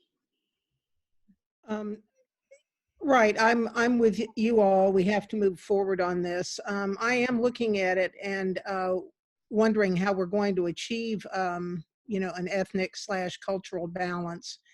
I also think I'm asking any teachers who might be watching or any parents. This might be a good project for some of your stay-at-home students, particularly the government, the seniors who are taking government classes. This is a dynamic project and it's real life. Thank you. It's a great idea. Mr. Gracia? So I'm not quite sure how Mr. Rafferty thinks we're going to suddenly build a forum for our website that would then allow people to see maps and make comments and have that all up and rolling in the next few days so that this can become his dream reality. Like, he's not dealing, I think, in the reality. You can't just slap a forum together and throw it up on the website within a matter of days. It doesn't work that way. So, you know, yeah, it would be great if we had a lot more time and weren't pressed extremely closely by this 90-day lawsuit to try to get this done. And if we had the ability to create this process like we had originally thought in 2022, and then we'd have plenty of time for robust engagement. But, you know, creating a forum for our website out of thin air in a matter of days is just not a realistic possibility. I just can't imagine what he was thinking there. So I'm just concerned that, you know, there's some disconnect between what's possible and what's being asked here of us. So I just want to put some of that into the appropriate perspective. Rosanna, do we know of Mr. Shunk? He'll be joining. Yes, his computer decided to reboot in the middle of that, so he is restarting his computer, and it's just going to take a minute here. He's trying to call in, but looks like he's not having any luck at the moment. Okay. So I guess maybe I can start by asking, I'm not going to repeat with Elba's concerns. I did have concerns about, you know, like our communities. I know I only see numbers, so I'm a little concerned about that. Now I won't repeat that, but given that this is our second hearing and there is no input, what does that look like? I mean, are we obligated to then pursue more input, or do we as a school board then start redistricting for ourselves, or how does that work when the input is so limited and given the circumstances of COVID-19? I believe this question is for QT or Q2. Yes, hi, can you hear me? Yeah. There we go, okay. So there are a couple of ways that you can do it. You're right, we have very limited input at this point, and we do have to move forward with what the drafts can be. You can either decide to put them together as you would, as a group of trustees. You can give me direction, like, well, Tamina, take a look at the maps and equalize the population so that everybody has as close to 16,506 people in it, and let me take a look at it. Or, you know, you can give me direction around draw districts with these particular schools in the center, or any way that you want me to do it. Really, I'm happy to make some draft maps that you can look at that can give you a starting point from where you want to go, or you can take cracks yourself, and then just I'm here to help any way, technically support you. Thank you. I'm trying to give Mr. Shunk some time to come back on. If okay with the board, once Joe Shunk comes back, if we can give him the opportunity to ask the question. So if I can please have Q2 stick around to give him the opportunity to ask his question or concern. Of course. I just wanted to follow up real quick on what was just said. That does sound like maybe something we're going to have to engage in is perhaps having our demographer give us some sample or example maps just to give people an idea of what this might look like. I don't think that's a bad idea. In fact, I think maybe we should consider doing that. Miss Robin Jankowitz. You're muted. I saw, thank you. My question is, what have other districts executed to further community engagement? Is there an approach that we have not, given these are very difficult, unprecedented times, to reach out to our community? I understand that. Are there platforms that have been used by other communities that you might suggest we utilize to garner more activity and interest? I know that I've received personally many emails in my district email of people interested in engaging. How do you suggest that we reach out to them given the circumstance of these times? That's a great question. I think given the circumstances, a great thing that has been employed by other districts in the past, but I think would be really important now, is to go into social media. A lot of folks are spending a lot of time on their Facebook, Instagram. I guess my kids still use Snapchat. I'm not sure. Facebook, Instagram, Twitters. And if you have that already moving, if you already have that developed for the district, then putting those things out.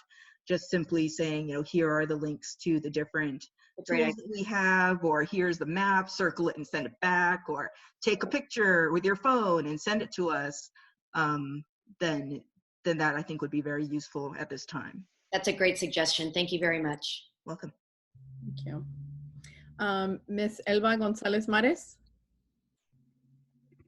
Yes, I mean, not to really keep bringing it up, but it really is very unfortunate that we have to continue with this process. It's really sad to see really just zero public comment from the public that actually could really give their opinion, their perspective, their suggestions that would otherwise may be able to go online and do this online. That doesn't really make it, I mean, we're making it available, but it makes it very difficult and challenging. And today is our second hearing, and to see zero public comment aside from Mr. Rafferty, which is that not representing our community, makes it really difficult. So I think it is sending it maybe through our peach jar. I really love the idea of our teachers, but we know they're so busy with everything that is going on to have the government classes get involved. But I know it's a lot to ask, but I think it's a great idea. And I think there are some teachers out there that were planning to do so. I just don't know where we are. And again, with today's example of the hearing and no participation, and not because people don't want to, I think it's just everything that we're going through. So yes, social media, our peach jar, our own networks as board members, making a list of those who you may find interested, groups that we are aware of. I think it's going to require all of us to do as much as we can on our end to get people involved. And you know, and I know Joe will come in soon, but also really encourage our American Canyon community to participate. And so I think it's really difficult to do that with the situation that we're in. And I'm really worried that we're not going to get the input. So yes, with some examples, maybe from our demographer, I know that's what happened with the city of Napa at that level. They had some suggestions just to get you started. But it's so critical and so important for the community input, because we know our community so well, and we know those pockets that are so important that really drive down to a neighborhood. We know what streets matter. We know where people like to shop, where people like to walk, what park they like to go to, what school, you know, is nearby. All of that makes a huge difference. And that's what's really sad and very difficult about this process right now, because we just are not going to be able to get that community input to that level of detail that we wish we would have, and the breadth and a huge population to get involved in that way. So, I mean, that's just my 2 cents as we give Joe a little time to get back in. Mr. Jose Hurtado. So what is critical mass for this? What kind of input do we need in order to make a decision on something like this?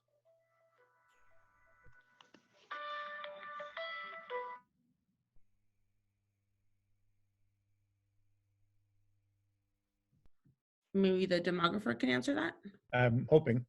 Sure. Sorry, so there is no critical mass. We absolutely hope to get as many folks participating as we can, but it's not uncommon for folks not to participate, or to participate later when they have a draft map that they can react to instead of putting something in initially. Communities of interest, for example, are only one of the redistricting criteria, and so we can definitely draw maps which focus on compactness and contiguity and equal population and hit all of those other targets. And then from there, you can definitely look at them and say, okay, well, as a Trustee Gonzalez Mares said, you know, we know where the streets are and the shopping and things that matter, and be able to give direction on how you would like to move things around post that. But in terms of a floor or ceiling for how much public participation is required, there's actually nothing encoded that I'm aware of. Maybe you can ask the city attorneys here, but that there's no floor for how much you have to collect. Well, I saw on the list of guests that Howard Yoon is out there. I would hope that we would start with him, and I would ask our president and our superintendent to develop a letter, write a letter, a guest editorial, outlining this as a critical issue for our communities, and encouraging people, and including a link. I know that some of us have access to the radio waves, and yes, and so there's a population there that really needs to vote. I have a couple of acquaintances who are both broadcast and telecasts that I'll be reaching out to, and so I think that we as representatives, and I agree with Ms. Gonzalez Mares, that we as the representatives of our communities can use our personal contacts to get the word out. I think that our efforts will reflect on the number of the amount of input that we receive at our next public hearing. And let me do this again. I did this once when some community members were unhappy with us. This is the community's opportunity to actually make a difference in their children's or our children's education. It's a time to step up, make your voices heard, and you know, after all the hubbub, let's do something. Let's get this community moving. Thank you. I believe Joe Shunk is back in. Your question? Yes. Sorry, if this is the most embarrassing thing that happens to us all night, we're probably doing pretty well. I think my train of thought was we've got a set of folks in American Canyon who think Area 4 might end up being 2 trustee areas. I need the community to step up and identify the communities of interest as the folks from Q2 outlined, because even if you buy into the idea that American Canyon has grown so much, it needs 2 trustee seats, you're still left with the mapping exercise of how to divide up areas that incorporate American Canyon. You know, in the simplest terms, is it east-west, north-south? It probably ends up being something more involved than that. But this is where we really need the public input to help aid in the construction of a map that reflects those desires.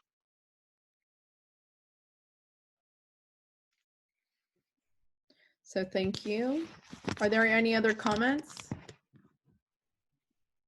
President Martin, I would just like to add, I appreciate all of the advocacy from all of the trustees, and I agree. I think one of the things that I spoke to President Martin about as we navigate this process of redistricting was we wanted to see, given the unusual circumstances, the degree of input that we received and would receive in this second public hearing.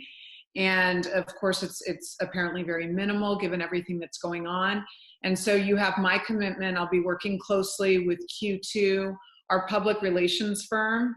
And as some of our employees, get to remote work after the spring break with, employee guidelines laid out, I can even think of segments of our workforce that can help with reaching out to some of our communities that would potentially find it challenging to engage with the maps and the concept of redistricting virtually. And so I look forward to spending the month, the next week or so in the month of April, creating opportunities for that.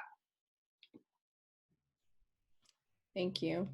And I'm just gonna be brief. I mean, I agree with Jose, drafting a letter and just being really creative in links, newspaper. I know, like they said, social media, and there's just so many people that are on social media right now. He also said radio.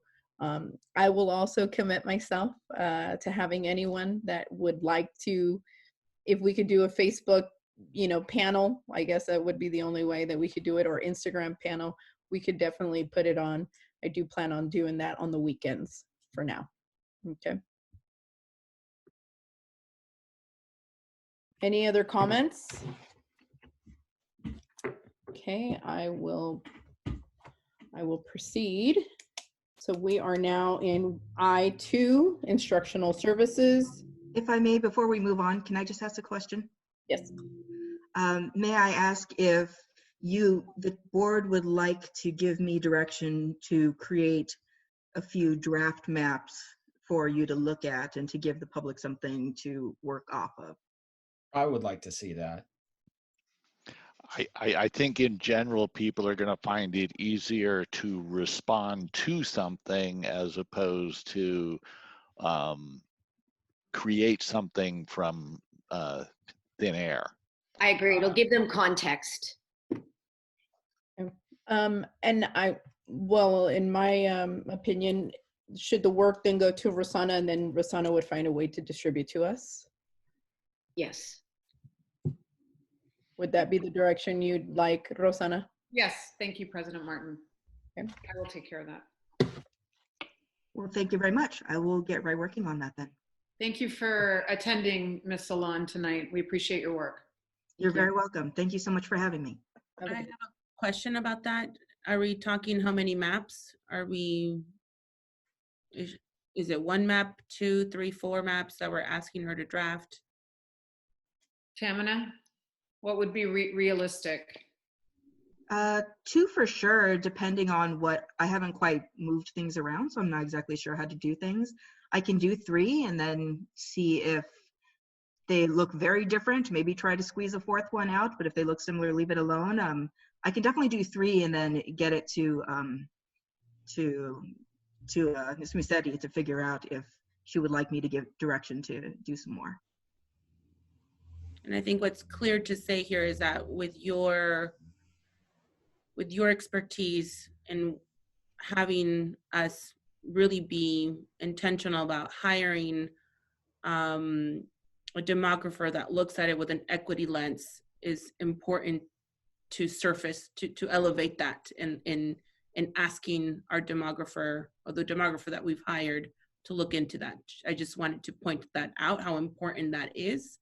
And so therefore your input is going to be very valuable in this process. So knowing how many maps you create, you'll be looking at it with that lens of equity.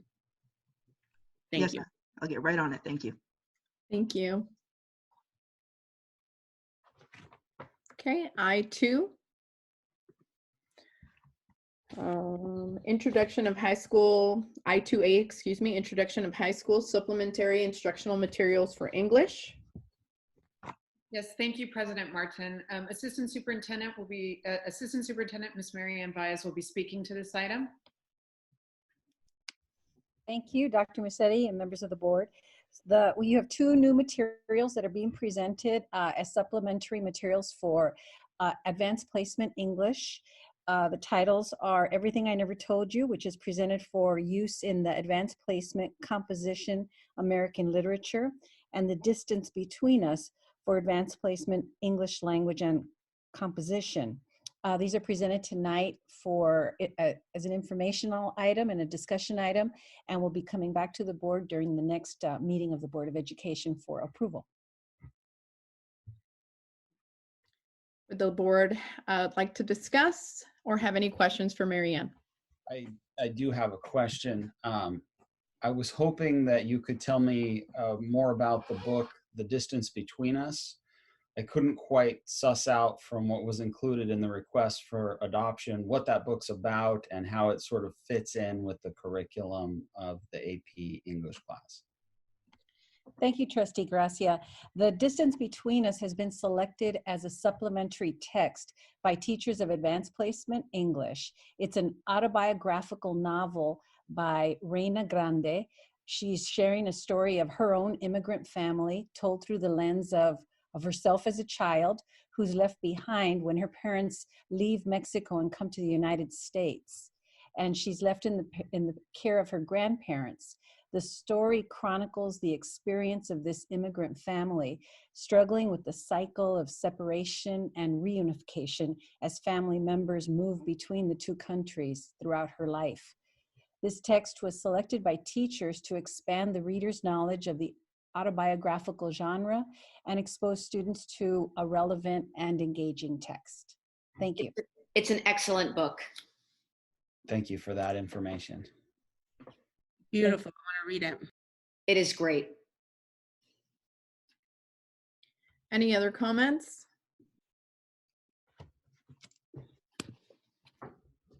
Okay, are there any public comments on this item? There are no public comments on this item, President Martin. Thank you. Okay, moving on to action items. J1, Business and Operations. J1A, Purchase of Chromebooks from vendor STS to support remote learning and achieve progress towards a one-to-one digital environment for NVUSD students.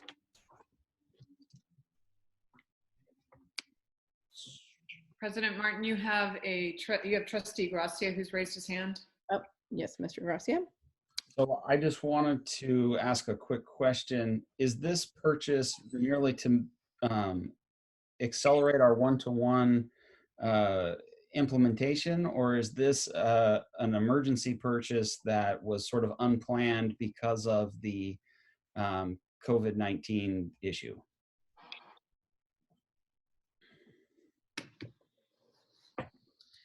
Assistant Superintendent, Mr. Mangwala, can you please answer that? Yes, thank you for the question. We had always planned to go one-to-one as a school district. As a school district, we're currently a one-to-one in middle through high school. what this purchase does is it allows us to accelerate that one-to-one for our elementary schools. Thank you. So this was something, just to be clear, that we had always planned to make the purchase of. We're just doing it a little earlier. That is correct, Ms. Gracia. I'd like to move for approval. Second. Before I do that, are there any public comments on this item? There are no public speakers on this item, President Martin. Okay. A first by Mr. Gracia I'll second. and a second by Mr. Hurtado. All those in favor? Aye. Aye. Aye. Nays? Abstentions? Motion carries. J1B, purchase of 250 HP laptops from vendor STS to upgrade employee technology and support remote work for district operations for NVUSD staff. So moved. I second. Sorry, is there any public comment on this item? There are no public comments on this item, Dr. President. I have a first by Ms. Gonzalez Mares I second. and a second by Ms. Robin Jankowicz. All those in favor? Aye. Aye. Abstentions, or excuse me, nays? Abstentions, motion carries. J1C, purchase of 250 Asus laptops from vendor STS to upgrade employee technology and to support remote work for district operations for NVUSD staff. Do I have any public comment? There are no public speakers on this item, President Martin. I'll entertain a motion. So moved. A first by Mr. Shunk Second. and a second by Mr. David Gracia. All those in favor? Aye. Aye. Nays? Abstentions? Motion carries. J1D resolution, this is a roll call vote, approving the sale of surplus real property. Are there any public comments for this item? Excuse me, President. I believe we moved J, E ahead of D at the beginning, did we not? I think we did. J4, J4. J4D and J4E is what you moved on the agenda. Right. It's been a long night. Do I have?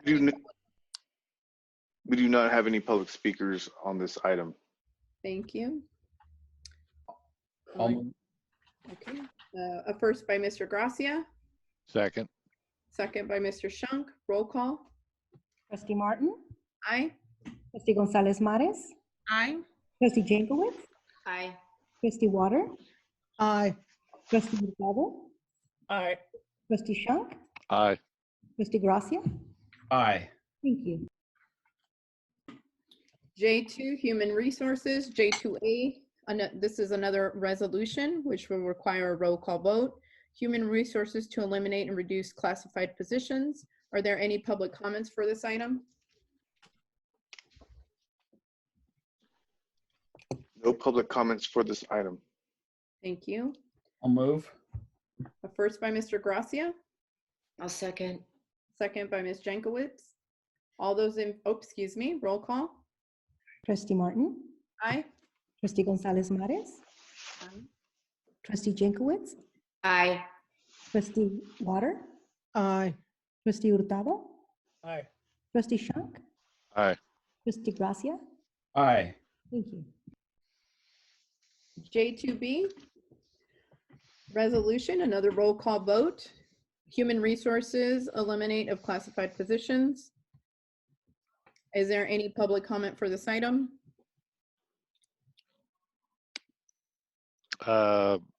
Isn't this one more properly titled something other than classified? Yeah, I did, as reflected on the agenda, J2A was the resolution on CSEA classified positions. We also have some classified positions in the NAPS unit.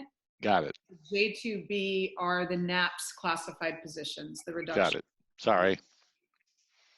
We do not have any public speakers for this item, Dr. Thank- President Martin.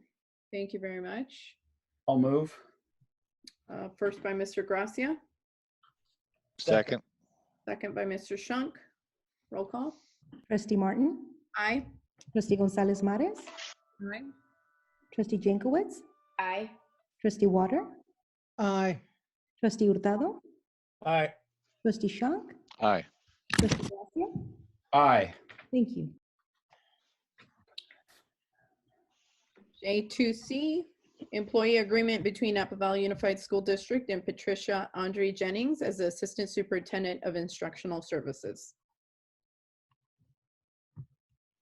So moved.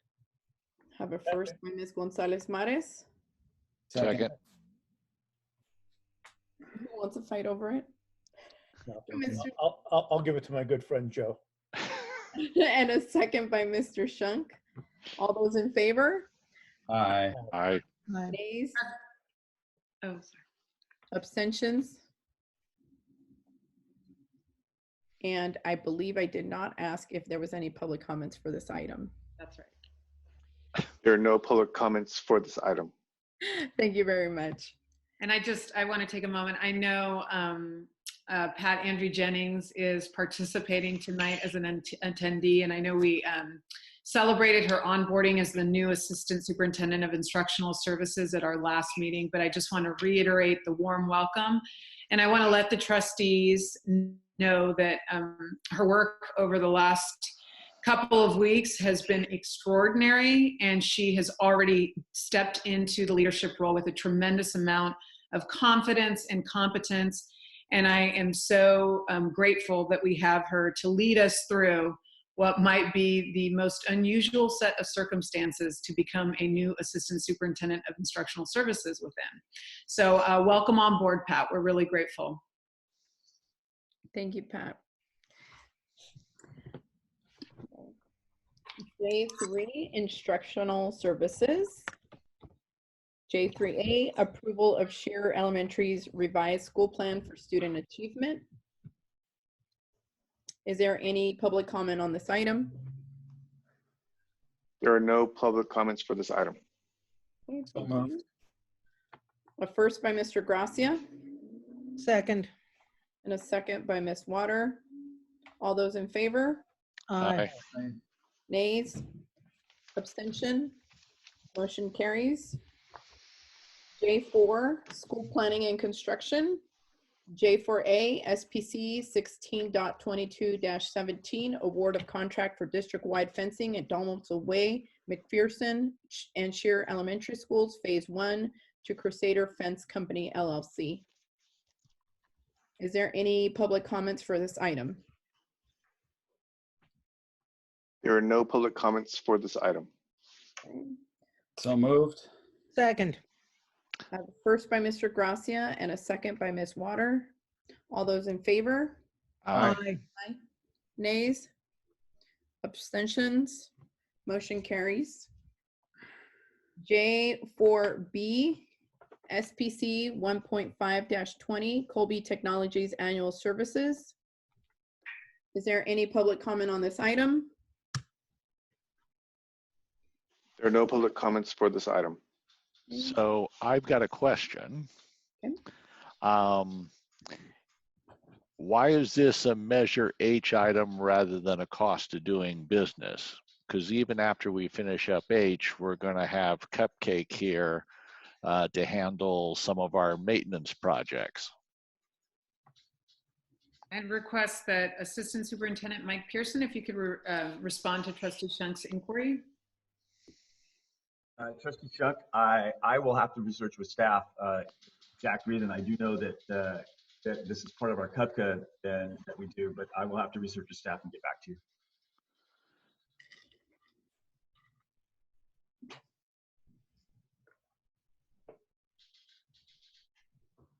We'll move to approve. Second. So did I ask for public comment on this item? I think you did. Okay. Yes, you did. Okay, so I have a first by Mr. Gracia? Yes. Okay, and a second by Mr. Hurtado. All those in favor? Aye. Aye. Nays? Abstentions? Motion carries. J4C, SPC 12.7-20, award of contract for synthetic turf replacement at American Canyon High School, Napa High School, and Vintage High School to Valley Precision Grading, Inc. I would just point out in the description of the item, Napa High is listed twice, so the 845,000 and change number is actually American Canyon High. Thank you for noting that. It's I thought one of them was Memorial, no? Well, there's Napa High, American Canyon High, and Vintage. It's just and they're all represented correctly in the detail, but the description on the agenda item lists Napa High twice. Yeah, financial impact versus rationale. Okay, Yeah. got it. Noted. Thank you, Trustee. Oh, yeah, down there. It'll help clean up the minutes. Absolutely. I'll move this item. Are there any public comments? There are no public comments on this item. Okay, I have a first by Mr. Gracia. I'll second. Second by Ms. Jankowicz. All those in favor? Aye. Aye. Nays? Abstention? Motion carries. Okay. We will now do the chain for J4E SPC 19.2-20 design build for the new multipurpose room project at American Canyon Middle School. President Hurtado, before taking public comment or the trustees commenting, I would ask that we give Assistant Superintendent Mike Pearson and Kelly Jurgensen from Van Pelt Construction the opportunity to speak to this item and introduce it to the trustees and the public. Mike? I'm an expert on architecture. That's why it was President Hurtado. Oh. Did I say it again? Yes, you did. That's twice. Third time. Will be a charm. I owe you something. Okay. My apologies. Thank you, Dr. Musetti and President Martin. Before the board takes action on this item, I'd like to introduce Kelly Jurgensen, Program Manager for Van Pelt Construction Services, to briefly discuss the main reason staff is recommending the design build project delivery method be used for the new multi-purpose room at American Canyon Middle School. Kelly. Dr. Musetti, board members, thank you for having me here tonight. As the board is well aware, Kelly? Yes. You might want to restart your mic. I don't know. It has a weird reverb to it. I'll say. Hold on one moment. That sounds better. Whatever you did. Yeah. Can you hear me okay now? Yes. Excellent. That's perfect. Thank you. As the board is well aware, the projects under Measure H have utilized the delivery methods of design bid build, also known as hard bid and leaseback, also known for its selection process being value-based. This evening, staff is recommending the use of another best value selection process referred to as design build. The design build delivery method combines the architectural design services and the construction contracting services into a single team. The team is selected based upon best value, not low bid, and during this process, each proposing team is given the opportunity to present their best ideas for the design of the new project, and each must commit to remaining within the budget set forth by the district. This type of selection process really promotes creativity amongst the designers and builders. Once the team is selected, they take the design presented during the selection process and work as a team, both designers and builders together, to complete the design, plan for the project, remain on budget, and ultimately build the facility. At American Canyon Middle, the multi-purpose project is an excellent fit for this delivery method. We have a challenging site, as you all know, and has been up for discussion at many of our meetings. The staff is looking for creativity in the placement of the building, its design, and how it integrates with the existing campus. We are early in the process and have not set lots of constraints or preconceived conditions on what we want this design to look like. And in addition, we're looking to get a quick start on the project, and having this combined team approach will get things moving quickly.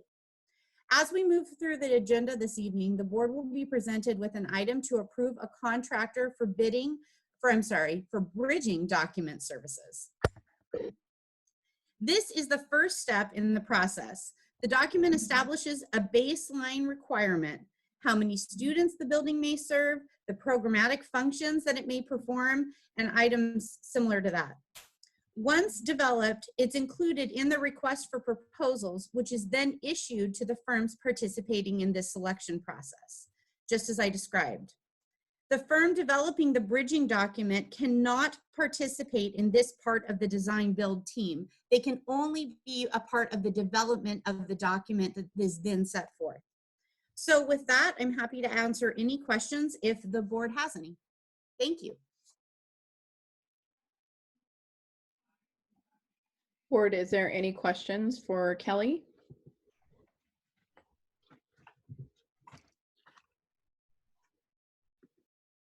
No questions. Okay, thank you very much, Kelly. Thank you, Kelly.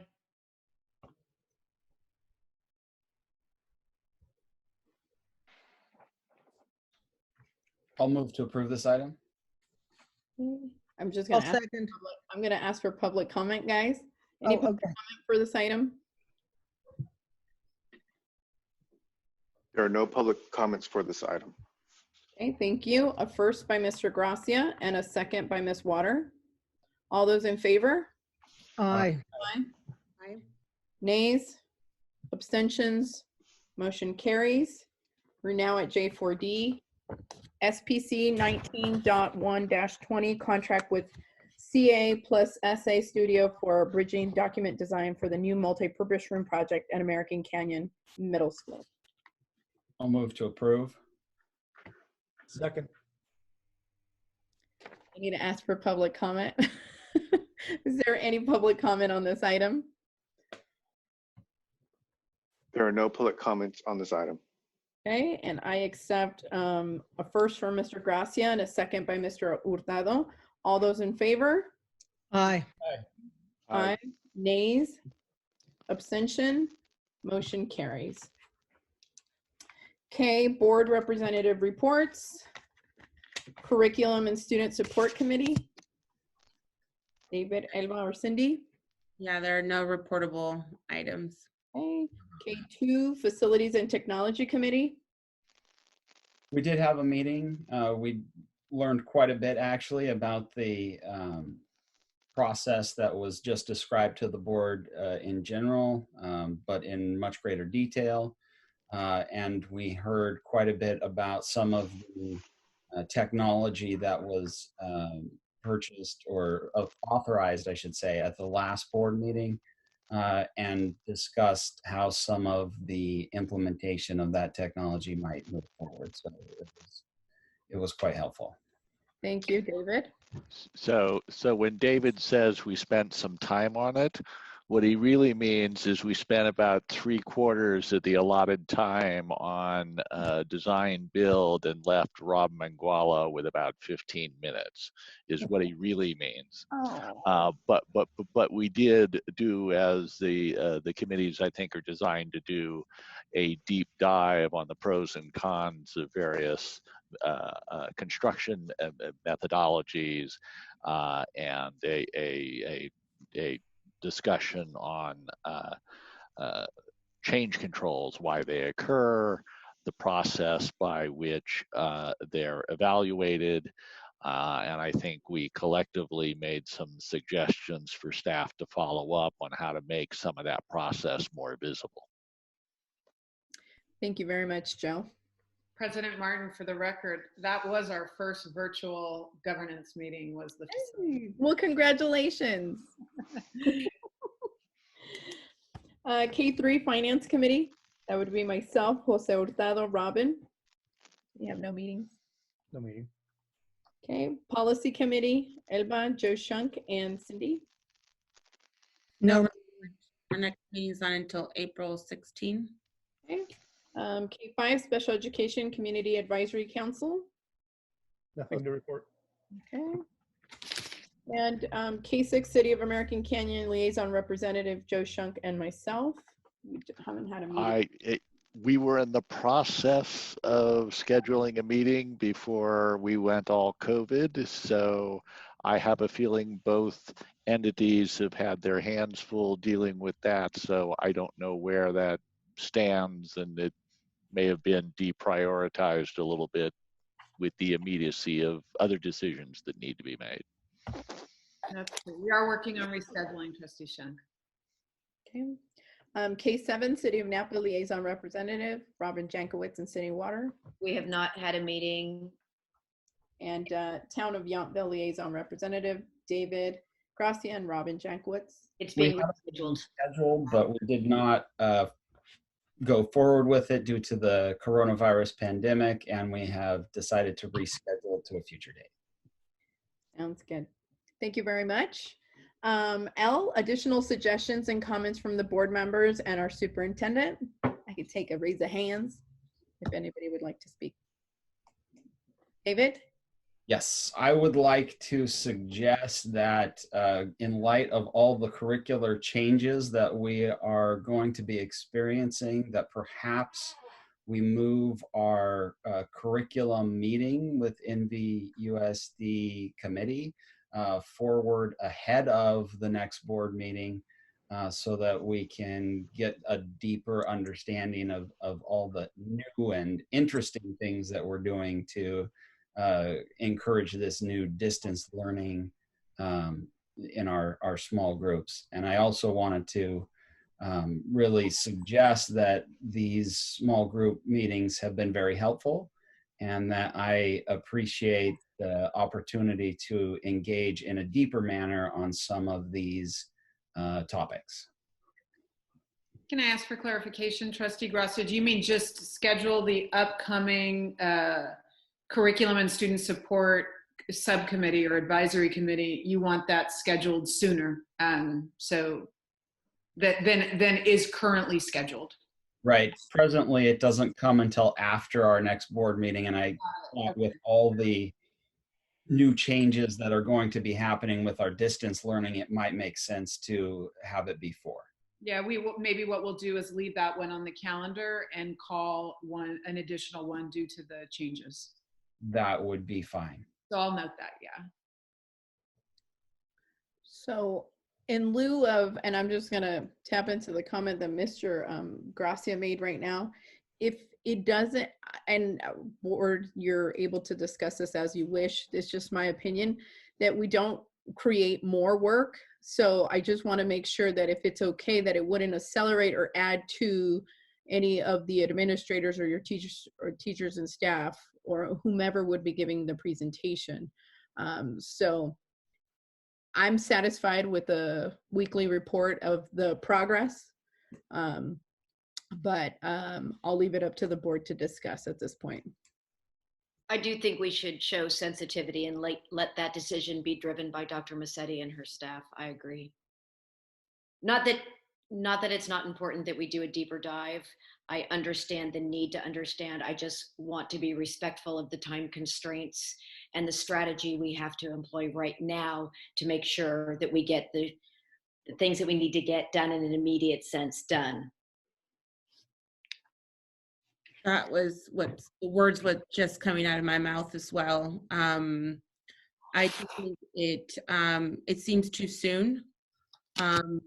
I think it's too soon to call a meeting on this, just because there's still a lot changing, and so I also want to leave that to the discretion of well, to Dr. Massetti, but I would just keep the April 29th meeting.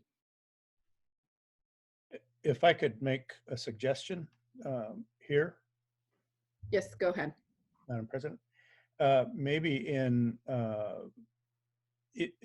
lieu of a meeting, I agree with David. I'd like to know kind of what the innovations are.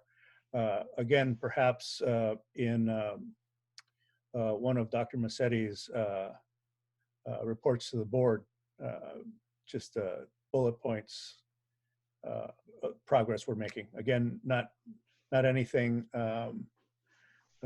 too extensive, just, you know, what we're putting in place I offer that as an alternative.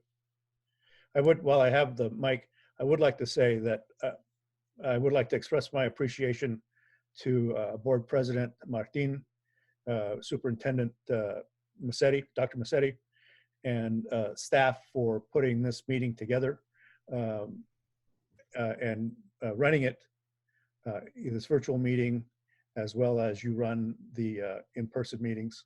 So thank you both for all the effort, and your staff for all the effort you put into making this a successful first-time virtual meeting. Thank you, Jose. President Trustee Water has her hand up. Ms. Water. Right. I really don't want to overload staff. So I think much as I appreciate Trustee Gracia's enthusiasm for these meetings, which I enjoy too. You know, I learned a lot about the math program, for example. You know, perhaps we should, you know, keep it at the regular date. And I just want to thank, you know, again, my colleagues here and everybody in admin at the NVUSD, and, you know, everybody who's been working to, you know, deliver for our kids. That's the main thing. I do think that when all this is over, we'll find that we've spent a lot of money on technology. There's no substitute for a teacher. I'm hearing that a lot of kids are missing their teachers, and that's a tribute to our staff. So, you know, God bless us, everyone, and we're going to get through this. So trustees, I appreciate the spectrum of opinions. I did not realize that the meeting was as early as April 29th. So I hear kind of the spectrum of support and request. And so I'll assess the situation and then work with the trustees that sit on that committee. And I'll make sure that I'm mindful that I'm not burdening staff, but also we'll consider the benefit that it brings, because you will get lots of questions about the distance learning. And so I think the suggestion around keeping the board informed as the work unfolds in our standard board reports, and also, you know, considering a potential adjustment of the date. I've noted that, and I'll assess that. I also, this is a surprise and I failed to discuss this with the board members, but it's just been such a tornado with COVID-19. And I came to the realization this afternoon that it is the last meeting of our Assistant Superintendent, Marianne Baez, and she is retiring. And like I said earlier in the agenda, Pat is coming in the most extraordinary, unusual circumstances, and Assistant Superintendent Marianne Baez is retiring in the most unusual circumstances. And I just have to take a moment to honor and recognize Marianne Baez. She's been here in the district for almost 3 years, and I came on as the new superintendent in July of 2018. And she has been an extraordinary thought partner, an incredible, just loyal individual, providing me an enormous amount of support. And with her additional year that she had before I came on board, she spent a lot of time with me in the beginning, orienting me to so many of the challenges and all of the assets that we have here in the NVUSD educator community. I think she is an incredibly respected leader. I think that she brought a stabilization to the instructional services division at a much needed time. And she has really led the division through a laundry list, right? If we just think of the last 20 months, a laundry list of changes, personnel changes. And she has done all of that with just a lot of grace and just a very, very steady hand. And she has been so reliable, and she has been so strategic, and she has been a tremendous collaborator with the leaders and all of the instructional staff, from our certificated teachers to all of the support staff that impact the classroom. Marianne, we are gonna miss you tremendously. I don't know if you're gonna miss this, given everything that's going on and the pace of the work, But if we can free up our mic, I don't know if you'd like to say anything before I'm sure that trustees might want to say a few words as well. Thank you so much. I appreciate these generous and kind words, and just want to say how wonderful it has been to work in NVUSD, the community of educators, of families, of students is incredibly generous and thoughtful and committed to anything and everything it takes to make our schools and our students' experiences better. So I'm enriched and appreciate so much all of the board's leadership, working with you, Rosanna, and the rest of the administrative team, as well as all of the teachers and leaders in our organization. Thank you. I appreciate your kindness. Cindy, did you want to talk? Oh, hand up. Oh, that was an accident, but no, I'm more than happy to talk. You know that. Marianne, we are going to miss you, and you and I have had some very lively talks about literature and curriculum, and I'm going to miss those exchanges. We got to know each other a little bit better, and the great person's coming on board, but I will certainly miss you very much. You're a kind person, and you put students first. You care about our kids. So you've earned a happy retirement. I too want to say some words. Marianne, under different circumstances, I'm sure we would be raising a glass to your success, to your years of dedication as an educator and as a leader within your instructional service team, and really appreciate every contact with you has been coming from a genuine place and authenticity, and I appreciated that every time, and we'll certainly miss you, and we thank you for everything you have done, and it will not be forgotten. So always remember us, and we'll always be here, and Napa's full of wine, so maybe we can go and have some fun a little bit later. We'll need it. Marianne, I'm not going to lie. We have to rethink your surprise retirement party, given the circumstances, but we're going to get creative. And if it's not sufficient, given what's going on in the system over the course of the next couple of weeks, we know that it's not the end. Your last day is not necessarily the end. You have definitely planted seeds of long-lasting relationships, and we look forward to potentially inviting you back after all of this is over to ensure an appropriate type of departure that involves connection with all the people that you've been able to work with and serve in our NVUSD community. But we do wish you the very, very best in your launch to retirement. So thank you. Cheers to you. We're holding a glass. A virtual glass. That's right, a virtual glass. It could be a real one over Soon here. to be a real one. I'm not lying. Careful, careful, everyone. Okay. Oh my gosh, I'm muted. Thank you so very much, Marianne. I really thank you for all your wonderful hours of work, and it was a real pleasure working with you. And this will not be your last day, like Rosanna says. This is definitely a see you later, come back. You're more than welcome. And this is family for sure. So thank you very much again for your service. Thank you. All right.